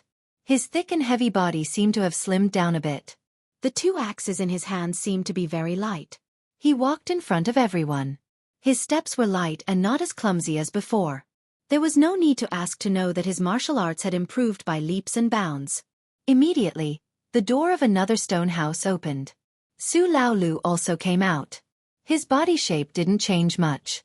When he came closer, everyone saw that his temples were slightly protruding. His two big hands had also become white, like jade. It seemed that his external strength had a tendency to spread from the outside to the inside. When the 6 ethereal tigers brothers met, their martial arts had greatly improved. Naturally, they congratulated each other. Only the stone cow in the last stone house still hadn't come out. Everyone couldn't help but feel strange. Peng walked lightly to the front of the stone house where the stone cow was in seclusion. He listened carefully. He heard the sound of the wind in the house, accompanied by the sound of the stone cow's breathing. He was still practicing. Peng looked back at Lu Laowu and thought, Lao Wu and Lao Lu have both come out. Could it be that this stone cow's martial arts are deeper than theirs? Why hasn't he come out yet? After a long while, Peng listened again. The situation was still the same. Peng was puzzled. Could it be that our Misty School was going to produce a peerless master? After the time it took to eat a meal, Peng couldn't bear it anymore. He gently pushed open the door and looked inside. He saw a huge figure practicing the mighty King Kong hands. The moves were powerful and the wind was fierce. The wind from the palms struck in front of Peng's eyes. Peng heard the stone cow dance for a long time before he shouted, 78. Then, he started from the first move of the mighty King Kong hands again. At this time, the stone cow's eyes happened to see Peng. He didn't stop punching and shouting, Leader, wait a moment. I've just practiced 78 times. I'm not far from 81. His voice was clear and his breathing was steady. It didn't affect his punches and kicks. His martial arts were exquisite. Without 30 to 50 years of hard work, it wouldn't be like this. Peng couldn't help but be shocked. Was this how to take the bone-strengthening pill? He didn't know how Lao Wu and Lao Lu practiced. He wanted to ask them, but after thinking about it, he decided not to. It was all in the past. Even if the method of taking the pill was wrong, it wouldn't change anything. It would only add to his worries. So Peng returned to the group and chatted with them, waiting for the stone cow to finish practicing 81 times. Everyone just stood there. Their legs were a bit sore. Fortunately, they had just had a fortuitous encounter, so they didn't care. Just as they were complaining in their hearts, the stone door finally opened. They saw the stone cow walk out. His body was 3 times larger than before. His skin was faintly glowing. His aura was also soaring. He walked in front of everyone, giving them the feeling that he was a giant spiritual god. When the stone cow saw Peng, he shouted, Leader, what did you give me? Why is it so fragrant? It's better than eating 10 bowls of rice. Normally, after practicing the mighty King Kong hands 3 times, I would be sweating profusely and gasping for breath. After eating this little pill, I practiced 81 times and didn't feel tired. I still feel strong, so it's okay to practice a bit more. Everyone secretly laughed. Peng asked, Stone cow, how do you feel compared to before? The stone cow scratched his head and said, I don't know. I feel stronger now. Before I could kill a cow, now I can kill a bear. Lao Wu stepped forward and said, Stone cow, come, hit me with all your strength. When the stone cow heard this, he didn't hold back. He took a deep breath and waved his hand. Lao Wu also raised his fist to meet the attack. He originally used 80% of his strength, but before the fist even came close, the wind from the fist was already blowing. It was biting cold. Not only was he shocked, he felt that he had used all his strength. The 2 large fists collided with a pung sound. The stone cow took a step back, leaving a deep footprint on the stone floor. Lao Wu took 5 steps back, each step leaving a footprint on the stone floor. Lao Wu held his slightly painful fist and walked in front of the stone cow and said, You little brat, you've improved a lot. I'm afraid I'm not your opponent. When the stone cow heard this, he grinned foolishly. Su Lao Wu said from the side, 5th brother Ziqian, the stone cow is a martial artist. You use a weapon. I'm afraid he's not your opponent. Lao Wu patted the stone cow's sculpted muscles and said, Of course I know this. Come, stone cow, let's go drink. Then, he pulled the stone cow and walked towards the corridor.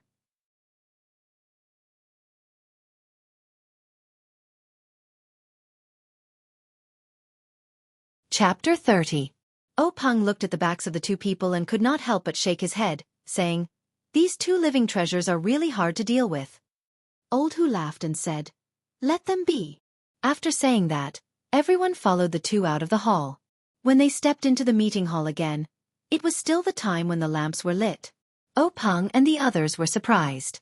The records in the ancient books were indeed correct, 1 day and 1 night.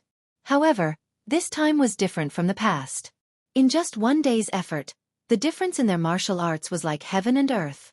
The word opportunity was unfathomable.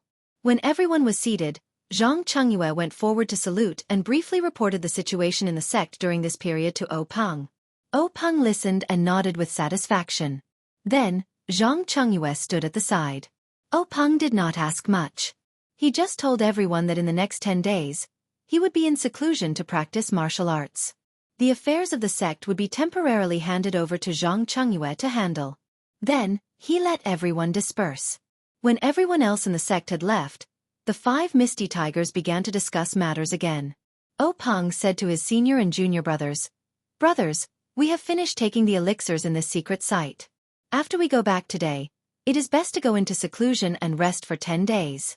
After 10 days, we will discuss the development plan of the Misty Tigers together. What do you think?" Everyone had no objections. They got up and left the meeting hall. They went home and did not mention it. At night, the Misty School was no different from usual. However, after dinner, a maid-servant walked out of one of the inner residences. She walked out of the Misty Heights unhurriedly and went to a grocery store outside the manor. She bought some rouge and face powder and then came back. After a meal, the owner of the grocery store set off from the back door of the store. He drove a horse carriage to Pingyang City to stock up. Not long after, he arrived at a large grocery store in Pingyang City. After he bought some groceries, he hurried back to the Misty Heights. After a while, the accountant of the grocery store in Pingyang City finished settling the accounts and went home. When he passed by a dark alley, he felt the urge to go to the toilet and went in. However, after he went in, he did not urinate. Instead, he hurried to a dark corner. There was a small door there. He knocked on it rhythmically and the door opened with a creak. The person inside looked out to see who it was and let him into the courtyard. Not long after, the accountant came out from the courtyard and went to the alley to relieve himself. He walked out lazily and then went home. Just as he walked out of the alley, 2 carrier pigeons flew out from a small house in the courtyard. They flew out of Pingyang City one after another. Although Pingyang City was noisy at night, it was the same as the Misty Heights at night. It was as if nothing had changed because of the carrier pigeons. Everything was so normal. However, who knew what unusual things were hidden in this seemingly peaceful night? Dawn came quickly. The sunlight pierced through the night like a sharp sword. Everyone started to get up and start their busy day. Zhang Xiaohua also opened his eyes. Similarly, there was a flash in his eyes and no one noticed it. The first sound Zhang Xiaohua heard when he woke up was his grandmother's cough. Zhang Xiaohua did not need to think to know that this was already the 8th day in a row. Moreover, Zhang Xiaohua could faintly feel that his grandmother's cough was not a simple one. He could feel the viscous liquid in his grandmother's throat and body. It was the kind of liquid that blocked her breath and life. His grandmother's life seemed to be gradually dissolving and passing away in this viscous liquid. Zhang Xiaohua could even feel his grandmother's thinness. This thinness was not the thinness of her body, but the thinness of her spirit. Zhang Xiaohua was very scared. He did not dare to tell his mother that other than his grandmother's cough, there was nothing wrong with her body. She ate a lot of food every day. The village vet, Old Chen, also said that it was just the cold weather and her body was cold. His grandmother was old and could not adapt to it. She would be fine when spring came. However, Zhang Xiaohua did not dare to believe it. His grandmother coughed violently again.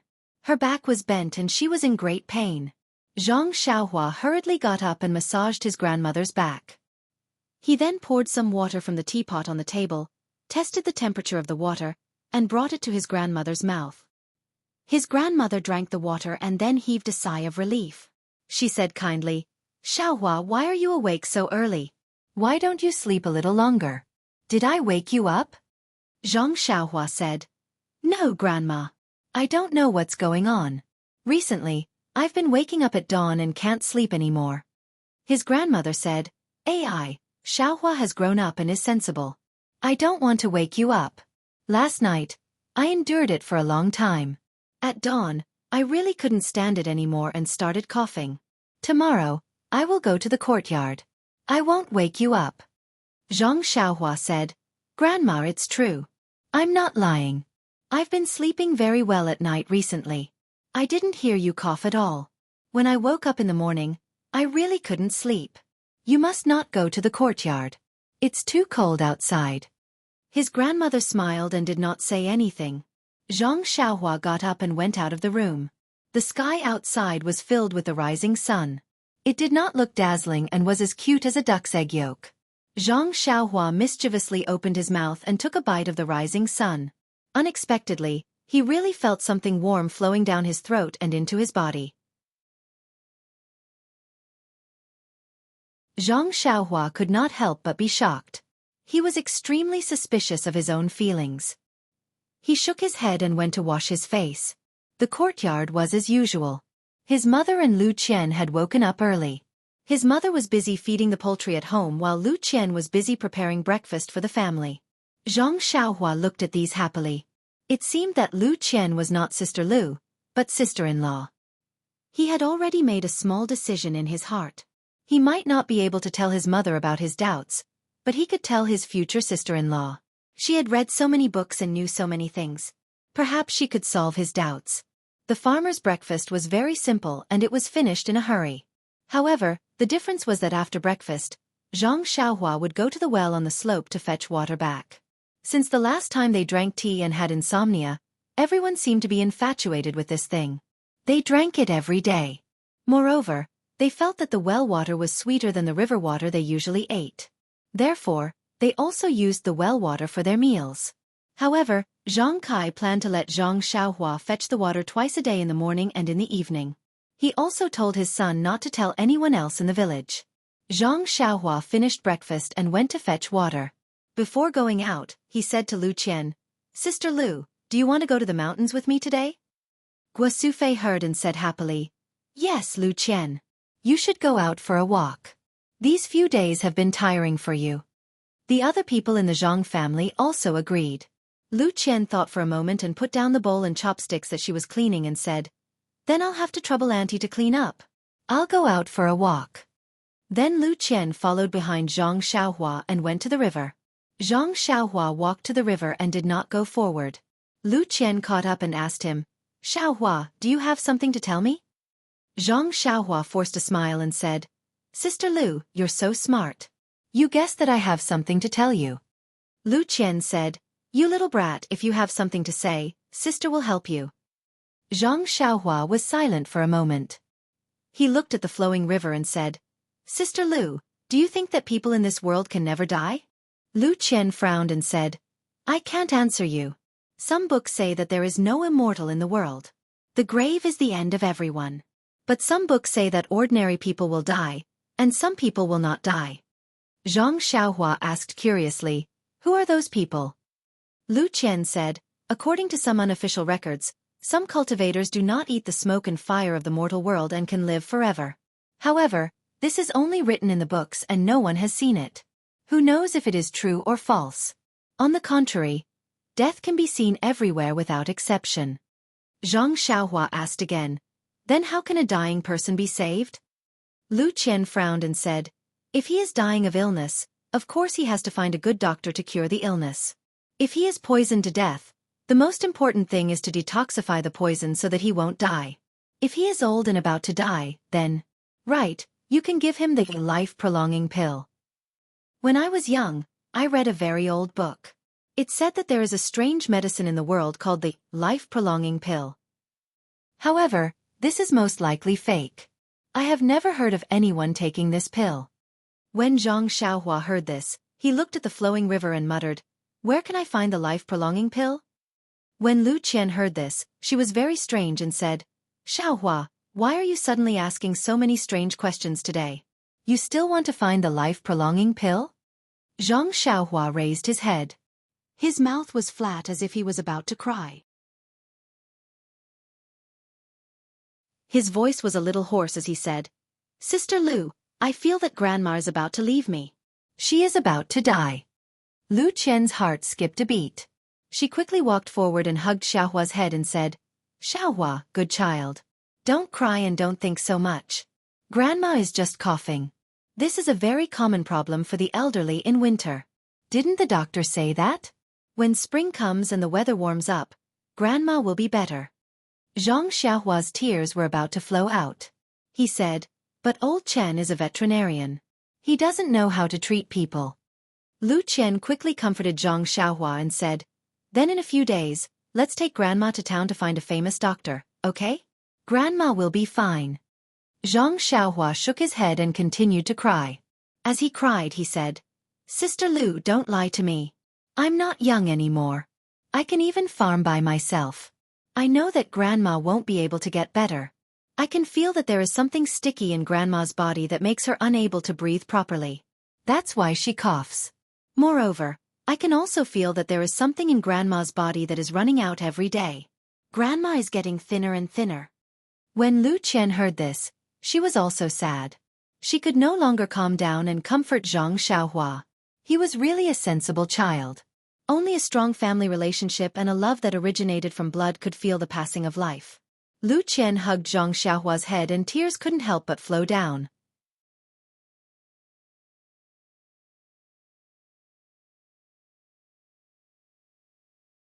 Chapter 31. After a long while, Lu Qian finally stopped crying. She pointed to the stream and said to Zhang Xiaohua, Xiaohua, look at this river. From its source, it is just a thin stream of water. As it flows along the riverbed, more water will gather, and it will grow bigger and bigger. Slowly it will become a big river and finally into the sea. Just like humans, this is also the process of its growth. The sea is its end. If the river stops flowing, what will it become? Ponds, drains and rivers will lose their meaning of life if they stop flowing. They will die. It is the same for humans. They have to go through the process of birth, growth and death. This is a complete life. We don't know about those who can live forever, but for ordinary people like us, birth, old age, illness, and death are necessary in life. They are some notes in the Song of Life. Zhang Xiaohua asked curiously, why can't we live forever? Lu Qian said, because we don't know how to live forever. She then continued, take your grandmother for example. She's already in her 80s and has experienced so many ups and downs. She started from babbling and grew up on her own. Then, she met your grandfather and formed a family. Then, she had your mother and endured hardships to raise your mother into an adult. Then, she saw your mother and your father get married and live together. She even saw her partner who had lived with her for her entire life pass away. Now, she's seen you grandchildren being born and growing up. Her life is already very complete and she doesn't have too many regrets. You should be happy for your grandmother's complete life. How many people can have a life of more than 80 years? Zhang Xiaohua looked up and asked, then what should I do? Lu Qian patted Xiaohua's head and said, what you need to do now is to tidy up your mood and accompany your grandmother well. Let your grandmother see her beloved grandchildren from time to time in her last days. Don't leave any unhappiness and leave in peace. The gloom in Zhang Xiaohua's heart had just dissipated at this time, and a trace of a smile appeared on her happy little face as she said, older sister Lu, you really know a lot. I also understand what you're saying.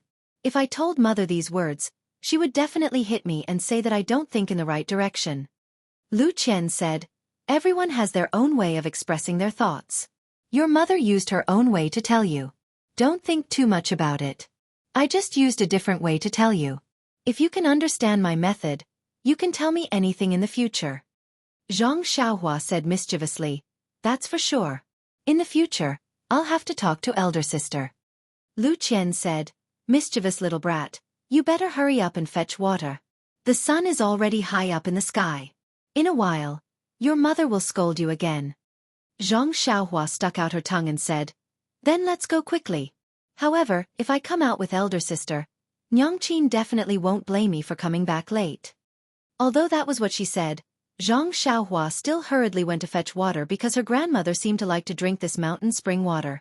In the next few days, her grandmother's situation became worse and worse. She even coughed up blood. Just as Zhang Xiaohua said, her grandmother didn't have an ordinary illness. This time, Guo Sufei was really anxious. She didn't have time to complain about the veterinarian old Chen, nor did she have time to take care of her injured family members. She quickly found a donkey cart and wanted to take her grandmother to town to see a doctor. Zhang Xiaohua wanted to go no matter what, but she was still left at home by her mother. The head of the Zhang family, Zhang Kai, also wanted to go. Although his leg injury wasn't completely healed, it was a good opportunity to let the doctor take a look. The donkey cart had limited space, so she could only let her most beloved grandson stay at home. The group of people on the donkey cart set off in the morning. Zhang Xiaohua helped Lu Qian take care of her 2 injured brothers and helped her with the housework. Unfortunately, his mind was still thinking about her grandmother, so he peeked outside from time to time. Although Lu Qian wanted to tell him that their grandmother wouldn't come back until it was dark, but when she saw Zhang Xiaohua, Zhang Xiaolong, and Zhang Xiaohu's 3 brothers' absent-minded and anxious expressions, she held back. She just considerately did the chores at home and didn't say any comforting words. Time passed little by little, and the sky gradually darkened. Finally, Zhang Xiaohua saw the donkey cart that was late. Zhang Xiaohua immediately jumped down from the chair. He didn't call out to his 2 brothers and rushed out of the house. In a hurry, he tripped over a small stool by the door and almost fell. He didn't care about the small stool that was kicked aside and ran out of the door. When he ran out of the small gate, the donkey cart was near. He saw the driver jump down from the donkey cart and walk a few steps forward with the reins of the donkey. Then, he stopped in front of Zhang Xiaohua's courtyard. He pulled the reins and stopped the cart in front of the Zhang family's courtyard. There were 3 people in thick clothes sitting at the back of the cart. Their faces couldn't be seen clearly in the twilight. Before the donkey cart came to a stop, Zhang Xiaohua heard one of the people coughing heavily. He walked to the front of the donkey cart with heartache and called out obediently, "Grandma." Unfortunately, his grandmother was coughing with difficulty and couldn't respond to her grandson's greeting. Guo Sufei got down from the cart first and called Zhang Xiaohu, who had rushed over, to help Zhang Kai down first. Then with Lu Qian and Zhang Xiaohua, he carefully helped his grandmother, who had just finished coughing, down. Zhang Kai paid the driver, and the donkey cart drove off, leaving the Zhang clan's group standing in the twilight. Lu Qian and Zhang Xiaohua helped their grandmother. She coughed all the way to her small house. Hearing her cough, Zhang Xiaohua's heart was broken. But halfway there, her grandmother said with difficulty, "Let's go to the central room first. I'll stay with you for a while." The 2 followed her words and helped her into the central room. Guo Sufei followed in absent-mindedly. Then, Zhang Xiaohu helped Zhang Kai, who was still limping and had a gloomy expression. The last one to enter the room was Zhang Xiaolong, whose arm was still hanging in front of his chest. The central room wasn't big. When everyone came in and sat there silently, the air in the room seemed to have frozen. At this time, her grandmother began to cough again. Lu Qian hurried over and poured a cup of warm water for her grandmother to drink. Only then did her cough gradually stop. Lu Qian wanted to say something to break the silence, but she didn't know what to say. Finally, her grandmother spoke. "The doctors in this town are really expensive. Sufei, let's not go there next time. Every time we see an illness, it costs a qian of silver. How long will it take for our family to spend?" Guo Sufei forced a smile and said, "Mother, listen to what you're saying. If you're sick, you have to go see a doctor. Even if our family is poor, we can't delay this illness." Her grandmother said again, "I know my illness very well. It's not something a doctor can cure. I already said that I won't go, but you still want to waste this money." Guo Sufei's eyes were a little red at this time and said, "Mother, you don't have to worry about us. Doesn't Zhang Kai also need to see a doctor? You're just going in the same direction." Her grandmother sighed and didn't say anything else. After drinking a little more water, her cough seemed to be lighter. Only then did she let Xiaohua help her back to the room to rest. Zhang Xiaohua helped her grandmother to the Kong bed and covered her with a quilt. Her grandmother seemed to be tired and quickly fell asleep. Zhang Xiaohua then tiptoed out of the small room. When she returned to the central room, Her mother was sobbing in a low voice and constantly wiping her tears. Her father's face was gloomy as he smoked a pipe. Her eldest brother, second brother, and Lu Qian also didn't look very good. Zhang Xiaohua knew that her grandmother's situation wasn't good. It wasn't beyond her expectations, so she didn't have the heart to ask about the specific situation. She just silently found a small stool and sat in the shadow of the wall. After a long time, Guo Sufei recovered a little and stopped sobbing. It seemed that she only saw Xiaohua come back at this time. She softly asked, "Xiaohua, is your grandmother asleep?" Zhang Xiaohua nodded and said, "Yes, mother. Grandmother is probably tired. She fell asleep not long after lying on the Kong bed." Guo Sufei turned her head and asked Zhang Kai, "Child's father, what do you think we should do? Should we go to a bigger city to find a better doctor?" Zhang Kai took a deep breath and exhaled. He narrowed his eyes and said, "Hi, you didn't hear the doctor say that mother's illness isn't a normal cough. It's because she's old and her body can't support it anymore. There's no way to cure it. Moreover, mother's body is like this. Can she go to a bigger city? The closest city to us is Pingyang City. I heard that it would take a day and a night for a horse to run non-stop. I'm afraid that mother won't be able to take it." Guo Sufei was a little sad again. Her voice was a little sobbing. "Then are we just going to watch mother's body collapse bit by bit like this? Mother's cough is so bad every day?" Zhang Kai smiled bitterly and said, "There's nothing we can do about it." Didn't the doctor also say that he rarely sees people as old as mother? Moreover, mother's body is considered good for 80 years old. I think we should listen to the doctor and let mother recuperate well. She should rest well, eat well, and live a good life. Guo Sufei also didn't have any other choice. She knew that her mother had reached the end of her life, but she still had hope in her heart. She tried to find a doctor for a long illness, trying to grasp onto something. However, in the face of this cruel reality, how valuable was a little bit of hope? Guo Sufei stared weakly at the flickering flame on the oil lamp. She seemed to be deep in thought. Suddenly she asked Zhang Kai, "That's right, child's father. What did the doctor say that mother ate? Why don't I know about it?" Hearing this, Zhang Kai also raised his head and looked at Guo Sufei in confusion. Everyone asked in unison, "What did she eat?" Zhang Kai knocked on the pipe and said, "At that time in the medical hall, the doctor had just diagnosed that your grandmother was already at the end of her life. There was nothing to diagnose. Moreover, this cough was only a kind of illness on the surface. Her body was already in a mess.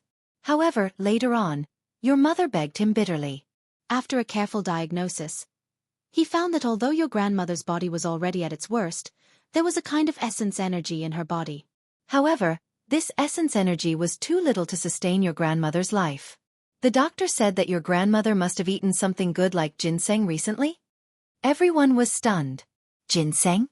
How could the family have the money to buy that?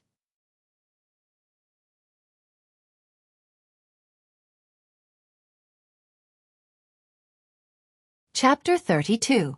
Zhang Kai said, "It's definitely not ginseng. I've only seen it in a clinic when I was young. Since I came to the Guozhuang house, I haven't seen it again." Everyone was even more confused. What could it be? Usually, everyone ate from the same pot, and they ate the same farmhouse food. There was nothing special about it. Everyone was puzzled. Seeing that it was late, Zhang Kai and Guo Sufei had been busy the whole day. They were both physically and mentally exhausted. Everyone left. Zhang Xiaohua tiptoed back to his grandmother's hut. His grandmother was already asleep. Although she coughed softly from time to time, she was still very tired. She was still in a deep sleep and did not notice Xiaohua's movement. Zhang Xiaohua burrowed into her blanket and listened to her grandmother's suppressed coughs and intermittent breathing. Her heart ached, and she couldn't help but think of her grandmother's kindness to her. Bits and pieces of her memories flashed in her mind. Usually, when she was free, she didn't feel that she had deep feelings for her grandmother. But now, she found that her grandmother's memories were deeply engraved in her mind. There were so many, so fine, and she couldn't forget a single bit. Zhang Xiaohua's heart sank. Thinking about it, Zhang Xiaohua shed tears. Tears flowed down his face and slid onto the pillow. Gradually, he fell asleep. Zhang Xiaohua's flickering dream came as scheduled. In the dream, Zhang Xiaohua seemed to be living in a breathing world that flickered rhythmically. His breathing, his body, and everything about him followed the flickering. They flickered unconsciously, gradually becoming one with the world. The next morning, when the first ray of sunlight shone into his grandmother's hut, Zhang Xiaohua opened his eyes on time. The same flickering light flashed in his eyes. The first thing Zhang Xiaohua did after opening his eyes was to listen to his grandmother's voice. However, there was no cough or breathing. He hurriedly got up, only to find that his grandmother was not in the room. When he got up and walked out of the room, he saw his grandmother sitting on a chair in the courtyard. The morning wind was still very cold, blowing his grandmother's white hair in the sun. Zhang Xiaohua's eyes were blurred. He quickly ran over and said to his grandmother, "Grandma, you should go back to your room quickly. The wind in the morning is very cold. Your body is not good to begin with, so don't come out in the morning in the future." Grandma's hand groped for Zhang Xiaohua's head and said lovingly, "Xiaohua, Grandma is old and doesn't sleep much. I can't sleep anymore, so I came out to get some fresh air. I'll go back now, okay?"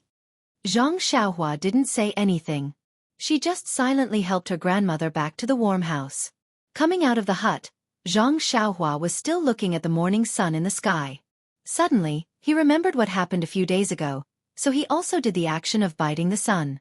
Sure enough, this time he still felt a warm current enter his throat. Zhang Xiaohua was stunned. Could it be that it wasn't his illusion? His eyes rolled a few times. Could this be Tiango eating the sun? Could it be that he had become a Tiango? After pondering for a while, he still couldn't think of a reason. He shook his head and no longer thought about it. He just prepared to take a bite every morning and see what the situation was. After eating a simple breakfast, Zhang Xiaohua went to the slope to get spring water as usual. Zhang Xiaohua was just about to go out when Lu Qian, who was cleaning up the dishes, called out, "I know what Grandma eats." Everyone was stunned. Zhang Kai asked in puzzlement, "What do you mean by what Grandma eats?" Lu Qian smiled and said, "It was yesterday. Didn't the doctor say that Grandma ate ginseng?"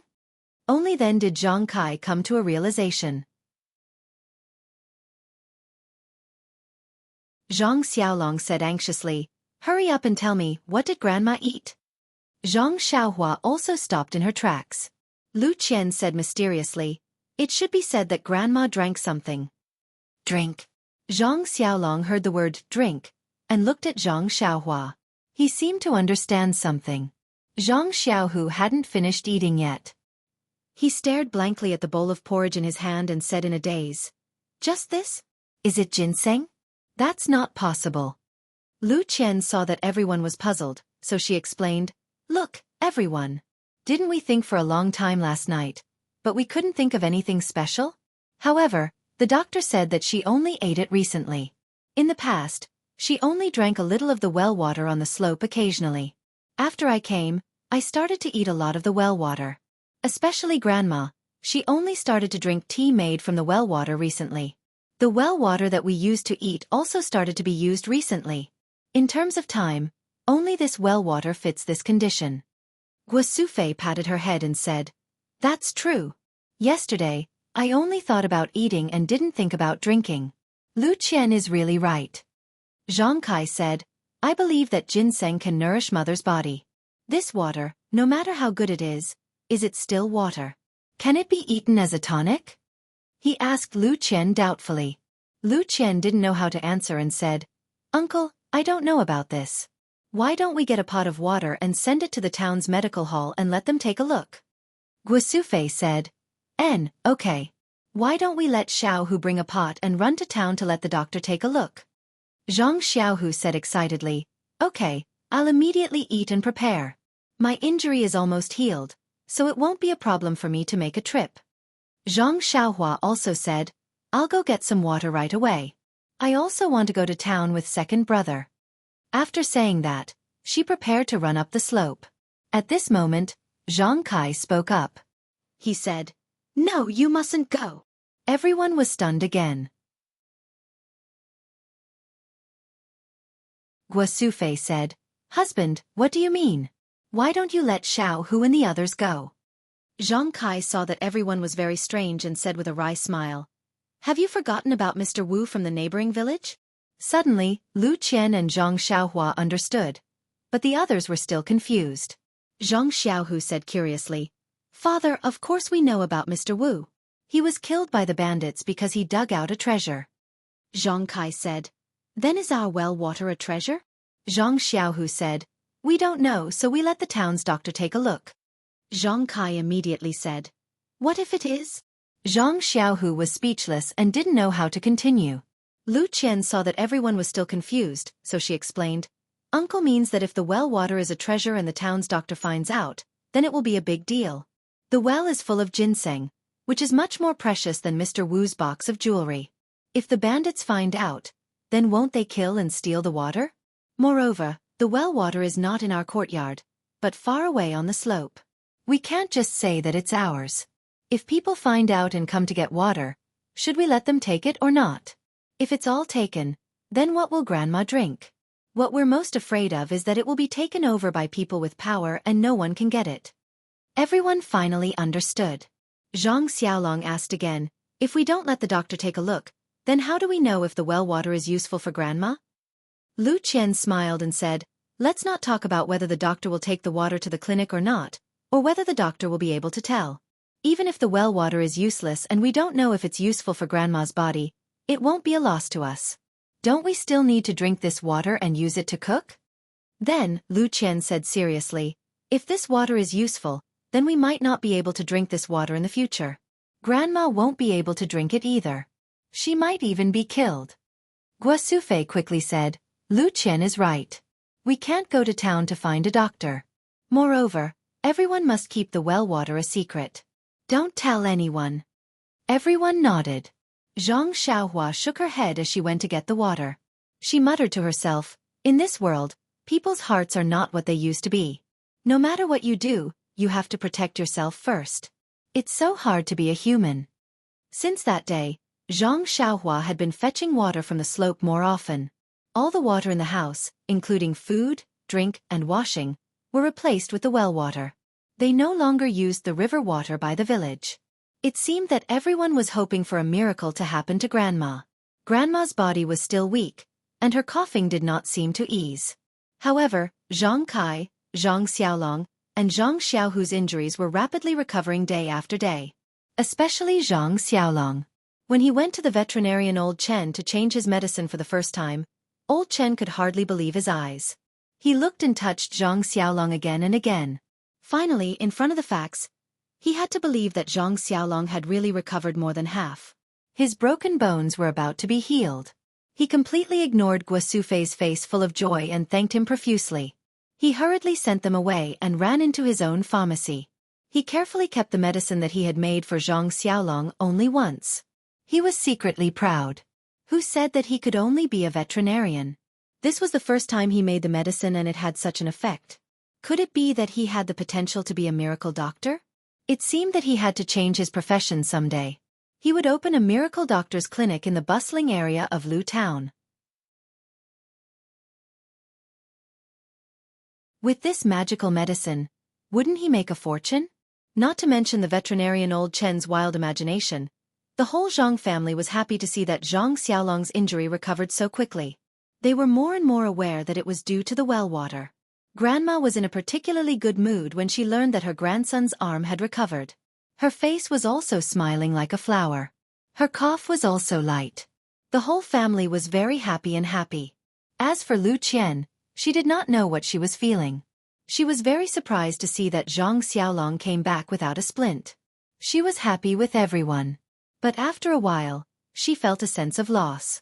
She tried to avoid this emotion and did not admit her thoughts, but she knew that she really liked this family and Zhang Xiaolong. She did not want to leave here and return to her home. Was her home not good? She asked herself. The answer was no. She also liked her home, but it seemed that the feeling of her home was different from the feeling here. What was the difference? Maybe it was because of Zhang Xiaolong. However, Zhang Xiaolong's injury was healed. What reason did she have to stay here?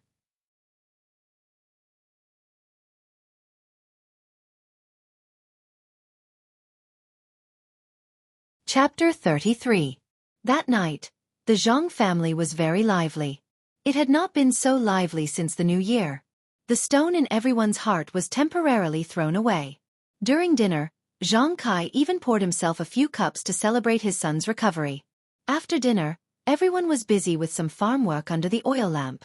They were also happily talking about how to cultivate the crops in the fields after spring, how to fertilize the newly opened fields on the slope, and how to divide the work among Zhang Xiaolong, Zhang Xiaohu, and Zhang Xiaolong's 3 brothers. It was as if the next day was the spring plowing, and their eyes were full of hope. Under the flickering light, no one noticed the lonely expression on Lu Qian's face. Also, Zhang Xiaohua's thoughtful eyes. The next morning, Lu Qian reluctantly got up at dawn. Last night, she was so worried about her gains and losses that she couldn't sleep. When she got up, she found that her eyes were a little red and her complexion was not good. Guo Sufei was concerned and asked if she was sick. After breakfast, everyone was busy with their own things. It was now February and the weather was warm. Zhang Kai and the others were also checking the farm tools to see if there were any broken ones that needed to be repaired. The seeds in the cellar also needed to be taken out to dry. Seeing that the ice in the river had melted, the field should also be thawed and ready for cultivation. Spring was coming. Just as Lu Qian was helping Guo Sufei to dry the seeds under the sun, she suddenly heard someone call her, "Qian Qian." What a familiar voice. She quickly raised her head and looked over the Zhang family's low wall. She saw her father, Uncle Lu Tufu, and cousin Lu Yeye who had already walked to the door. She cried out in surprise. "Father," then like a swallow, she flew to the door and took her father's hand. How could she not miss her family after not seeing them for almost half a month? So when she saw them, her eyes were red and her nose was sour. Lu Yeye said, "Sister, I'm here too. Can't you see me?" Lu Qian also took her hand and said, "I see you. How can I not see you? I only have such a beautiful sister. How can I not see you?" Lu Yeye giggled and said, "Sister, look at you. You haven't seen father for a few days and your eyes are already red. Don't say that I'm crying in the future. You're not any better. Aya, your complexion is so bad. Could it be that you suffered at their place? But that's not right. Your skin seems to be more delicate than before. It's also a lot whiter. You're also a little fatter than before. Why is it that after not seeing you for 10 days, your beauty has actually caught up to mine?" Lu Qian rebuked, "You little girl, you're just using nice words to scare me." Lu Yeye panicked and said, "It's true, sister. I'm not talking nonsense. If you don't believe me, look in the mirror." Lu Qian's heart skipped a beat, but she did not continue the conversation. How could Mr. Lu and Butcher Lu notice this? He thought it was just 2 children playing around. At this time, Zhang Kai also came out with his family to welcome them. Mr. Lu hurriedly went forward to salute and asked Zhang Kai, "Brother, I haven't seen you for a long time. Are you feeling better?" Zhang Kai also returned the salute and said, "Thanks to brother, I'm already better now. Look, I even threw away my crutches." Then, he had Zhang Xiaohu and Zhang Xiaohua come up to greet him. The last time Mr. Lu came, he saw everyone. However, at that time, the 2 brothers were lying on the sickbed. Meeting them this time, looking at the 2 dignified young people, he couldn't help but praise in his heart. These 2 children, although their looks are ordinary, it's rare that they're so introverted. They've never studied before, but they actually have such a temperament. Children can be taught. He hurriedly helped the 3 of them up and said with a smile, "It seems that the 2 of you have recovered from your injuries. This is worthy of celebration. However, nephew Xiaolong injured his muscles and bones. It's better for him to be more careful. He can only work after resting for 100 or so days. Don't hurt your body for the farm work in front of you." "Oh right, how come you've removed the splint in just 10 days?" Zhang Xiaolong moved his arm and said, "I'll pay attention to uncle's words. Look, my arm is fine now. Although I can't do heavy work, I reckon that after a few days, ordinary farm work shouldn't be a problem." Butcher Lu continued, "Nephew's body isn't just strong. Our village's Wang heir fell on his but when he went up the mountain to chop firewood and had to lie in bed for half a year. You've recovered in just a few days? Let me take a look." As he said this, he went forward to grab Zhang Xiaolong's arm. Lu Qian was anxious and quickly blocked her uncle's hand. She said, "Uncle, your hand is used to carrying 100 or so pounds of fat pig. Xiaolong's arm is just right. If you grab Xiaolong's hand like this, don't damage his arm. Butcher Lu awkwardly retracted his hand and said with a self-deprecating smile, "Then I won't look, I won't look." Lu Yeye seemed to have noticed something and used her elbow to poke Lu Qian. She winked at her and smiled mischievously. Lu Qian's face heated up and her hands and feet became uncomfortable. Fortunately, at this time, Mr. Lu saw Zhang Xiaohua again. He patted his head and said, "Xiaohua, I haven't seen you for a few days and you've grown quite a bit. I see that by the end of this year, you'll be able to catch up to your two brothers. Also, looking at your eyes, they're overflowing with energy. I feel that you've become a lot more sensible." These words weren't false. When Mr. Lu first saw Zhang Xiaohua, he had just been beaten up by a bully and was worried about his father and brother's injuries. Naturally, his expression was gloomy and listless. Now that his family's injuries were mostly healed, his mood was naturally good. Moreover, there was also an unknown reason, so he naturally looked different. Zhang Xiaohua was also obedient. He raised his head and said, "Uncle, this is all thanks to Sister Lu. Not only did she take care of Big Brother and help our mother with the housework, she also taught me a lot of principles and taught me to recognize many words. With her influence, I naturally became more sensible." These words made Mr. Lu's heart very happy. He laughed loudly and said, good child, brother, I envy you for having such good children." Zhang Kai said modestly, "We've neglected to discipline them. They also don't know how to read and write." "Brother, you must be joking."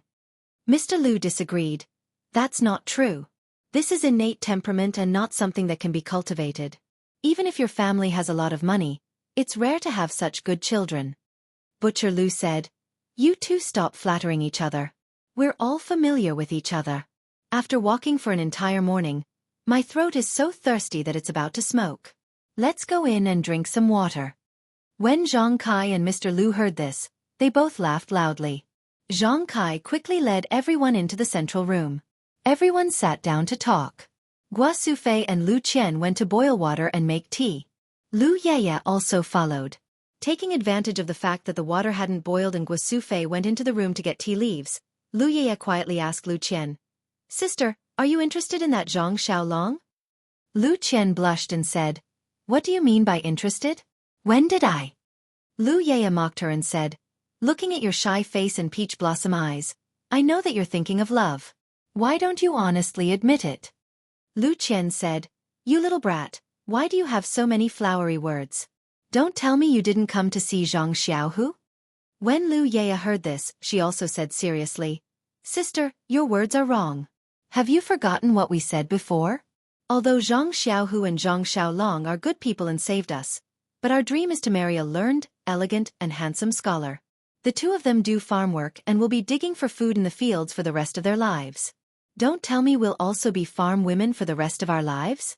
At that time, I was very grateful to Zhang Xiaohu and did have a good impression of him. Now, I don't deny it. But after thinking about it carefully, I don't want to jump into this fire pit. Sister, you have to understand that this is a matter of a lifetime. If you make the wrong choice, it will be too late to regret. At this time, Lu Qian also stopped smiling and said seriously, "Yes, I am also like this. That's why I am especially hesitant. Although I hope that my husband is a scholar, after meeting so many scholars over the years, none of them left a deep impression on me as Zhang Xiaolong, this farmer. He has a temperament and courage that most people don't have. I have only known him for a short period of time, and this short period of time is more profound than many people in a few decades. I can't tell you how I feel in my heart, it can't be described with words. Actually, your choice is not wrong, my choice is not wrong. Everyone has their own freedom and has to choose their own choice." Lu Yeye smiled bitterly and said, "Sister, I hope your choice is not wrong. In the future." Lu Qian interrupted her and said, "It's too early to say this. I haven't made a final choice." Lu Yeye did not ask any more and the two of them were silent. Not long after, Guo Sufei took out the tea leaves and boiled the water. Lu Qian steeped the tea and the three of them returned to the central room together. The people in the central room were laughing and chatting. They were in the middle of a lively conversation. Lu Qian poured the tea for everyone and sat down without saying a word, thinking about her own worries. The members of the Zhang family were used to drinking this tea, so they did not mind. Butcher Lu gulped it down like a cow and did not taste anything. As for Lu Yeye, she seemed to have something on her mind. She took a sip absent-mindedly and put it down. She did not even notice Zhang Xiaohu's casual glance. Only Mr. Lu inadvertently drank a mouthful and then his expression changed greatly. He did not believe it and drank a second mouthful. He frowned deeply. Then, he smelled the tea fragrance floating from the teacup and drank a third mouthful. Only then did he become surprised and was about to speak. Zhang Kai saw Mr. Lu drink 3 mouthfuls of tea and hurriedly asked, "Brother, is there a problem with this tea? Is it not tasty?" Mr. Lu said, "No, it's not that it's not tasty, it's too tasty." "Brother, what kind of tea is this?" Zhang Kai said awkwardly, "Brother, I don't know. Our family never drank tea before. This is the tea that Lu Qian brought from your family." Mr. Lu turned his head and asked Lu Qian, Qian, is this tea from home?" Lu Qian was thinking about her own worries. When she heard her father ask her, she hurriedly said, "What is it?" "Father, what are you asking me?"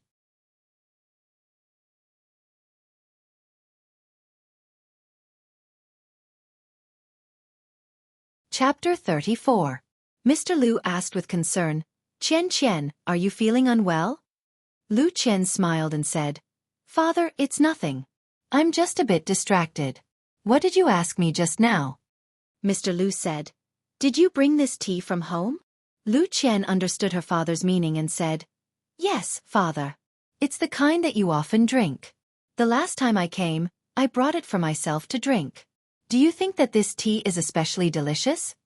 Mr. Lu tasted another mouthful and said, "Yes, it doesn't taste like the tea I drink at home. This tea's fragrance is really enticing."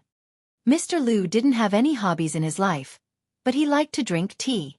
He drank a lot of different types of tea and had prepared a lot of them at home. Otherwise, Lu Qian wouldn't like to drink tea.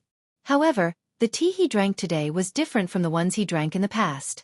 There was an indescribable fragrance in his mouth. These tea leaves were what he used on a daily basis. It must be the water used to brew the tea that was different. Mr. Lu was flabbergasted. Although the Guozhuang house was far from Baligo, it was only half a day's journey. How could the water quality be so different? Mr. Lu asked, Qian, why is the water in the Guozhuang house so much better than the water in Baligo?" Lu Qian blinked her eyes at Mr. Lu and said, "Yes, father.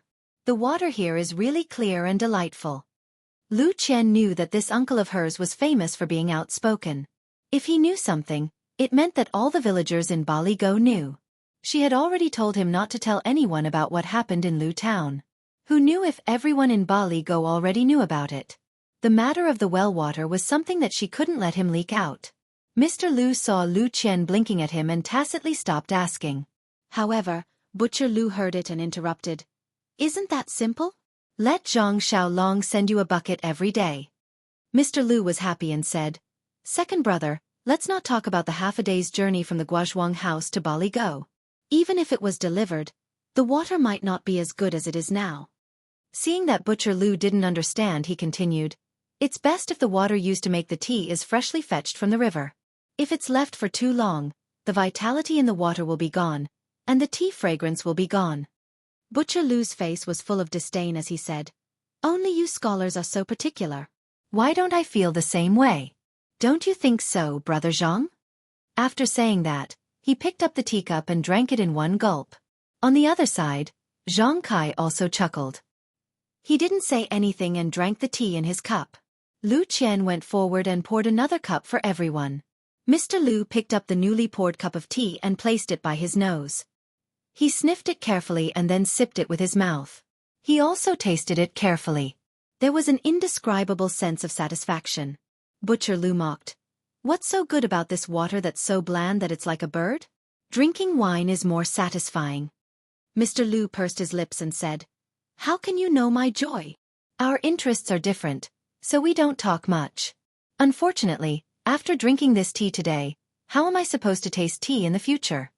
Butcher Lu was happy and said, "Isn't that simple? You can move to the Guozhuang house and live there. I heard that the Guozhuang house doesn't have a teacher. If you come, they can't wait to welcome you." Mr. Lu's eyes lit up and said, "Even a boor like you can think of such a good idea. This saying is true." The ancient said, "If you eat 300 lychees a day, you will not refuse to be a person of Lingnan. It's rare that I'm fated to encounter such good water and good tea. To be able to become a person of the Guozhuang house for this good tea, it can be considered a good story." He said it casually, but it sounded meaningful. Mr. Lu's words, "It's rare that we're fated," woke Lu Qian from her daydream. It was like a bolt of lightning that struck Lu Qian's heart, splitting open the knot in her heart that had been tangled in her heart for many days. Yes, it's rare that we're fated. A few days ago, she still felt that she was fated with Zhang Xiaolong. Now that she had walked into a dead end, she actually doubted this fate. Now that she thought about it carefully, from the moment she met Zhang Xiaolong, he was injured in order to save her. She took care of his injuries to repay his kindness. Then she discovered the precious well water, and now her father was willing to come to the Guozhuang house. She completely dispelled her last layer of apprehension that she was unwilling to marry far away in order to take care of her father. She was clear that this well water was only available in the Zhang family. She couldn't drink it anywhere else in the Guozhuang house. Thinking about the miraculous uses of the well water, she was even more moved. This was a guarantee for her father's health. Didn't all of this mean that she was fated with Zhang Xiaolong? This fate was predestined by the heavens. Wasn't it enough for her to be proud of? A single thought leads to everything. The large stone in Lu Qian's heart was lifted by the heavens. At this time, she finally noticed everyone's reaction after her father finished speaking. Seeing that everyone didn't understand, Lu Qian explained, "This lychee is a very delicious fruit in the legends. It only grows in a place like Lingnan." After the ancients ate this lychee, they couldn't forget it. They sighed and said that if they could eat lychees every day, they would be willing to move to Lingnan. Only then did everyone understand. Zhang Kai said in surprise, "If Mr. Lu wants to move to our Guozhuang house, we'll definitely welcome you. I'll go back and report to the Guozhuang house's Gua clan head to arrange a place for my brother."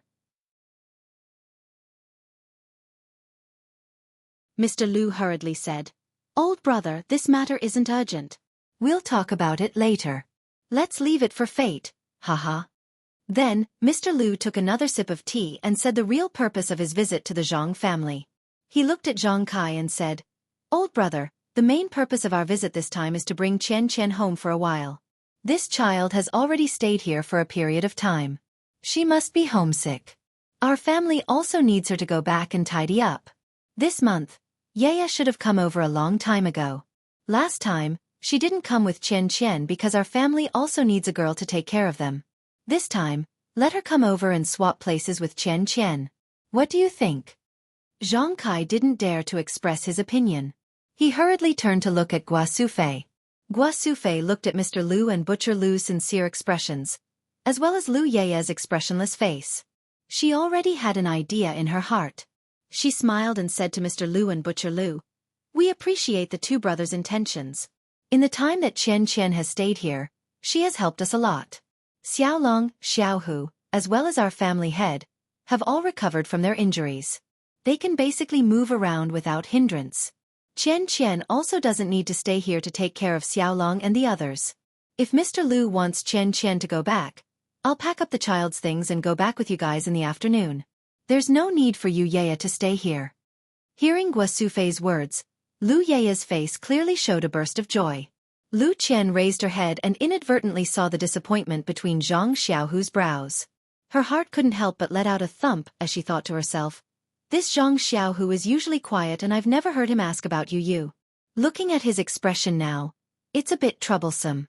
When I have time, I'll have to remind Zhang Xiaohu that my sister's thoughts are clearly not here." Butcher Lu wasn't happy and said, "Sister-in-law, look at what you're saying. Didn't we already agree before that you would also do her best? Now that she's here, how can we let her slack off?" Gua Sufei smiled and said, "Brother Lu, I know that you're a straightforward person. If we have any difficulties, how can we hide it from you? Look at these two children and your brother Zhang. They're all glowing with health and it's easy for them to move around. There's really no need for your daughter to stay." Mr. Lu also smiled at this time and stopped Butcher Lu's insistence. He said, "Since sister-in-law has said so, then I'm sure there's really no need for the children to stay. Second brother, there's no need to insist on anything. As for whether Qian will come back with us later, it's better to ask her first. Lu Qian thought for a moment and said, "How about this, father? I won't go home with you this time. There's you to take care of the family, so there shouldn't be a big problem. I've only been out for less than a month. Although I miss home, it's not to the point where I have to go home. Moreover, Xiaolong's injuries have reached the final stage. I can't leave with a strong start but a weak finish. I'll wait until he's fully recovered." Butcher Lu couldn't help but stand up and say, "Did you just discuss this with your father? Why do you speak so much like your father?" Lu Qian asked curiously, "Second uncle, what do you mean?" Before Butcher Lu could speak, Lu Yu spoke up. "Sister, on the way here just now, the two elders made a bet. Your father said that you definitely won't go home, but my father said that you will. My father asked why, and your father said that Qian has never liked to leave with a strong start. She's only been at the Guozhuang house for less than a month. Presumably, Zhang Xiaolong's injuries haven't healed yet. Under these circumstances, she definitely won't go home. See, what you said is very similar to what your father said." Of course, my father was very angry and thought that the two of you colluded together. This Lu Yu was very eloquent. She used the words "your father" and "my father" to make everyone laugh. Lu Qian said to Butcher Lu, "Second uncle, you've watched me grow up. How can you not know my temper?" Butcher Lu said helplessly, "I only remember that you were a little girl with a runny nose. Who knew that you would grow up in a few years? How can I remember your temper? I thought that since you've never left home, you would miss home. But you're still not as good as your own father." While they were talking, Guo Sufei saw that it was getting late and went out to prepare lunch. Lu Qian and Lu Yu naturally went out to help, leaving the group of men to chat in the house.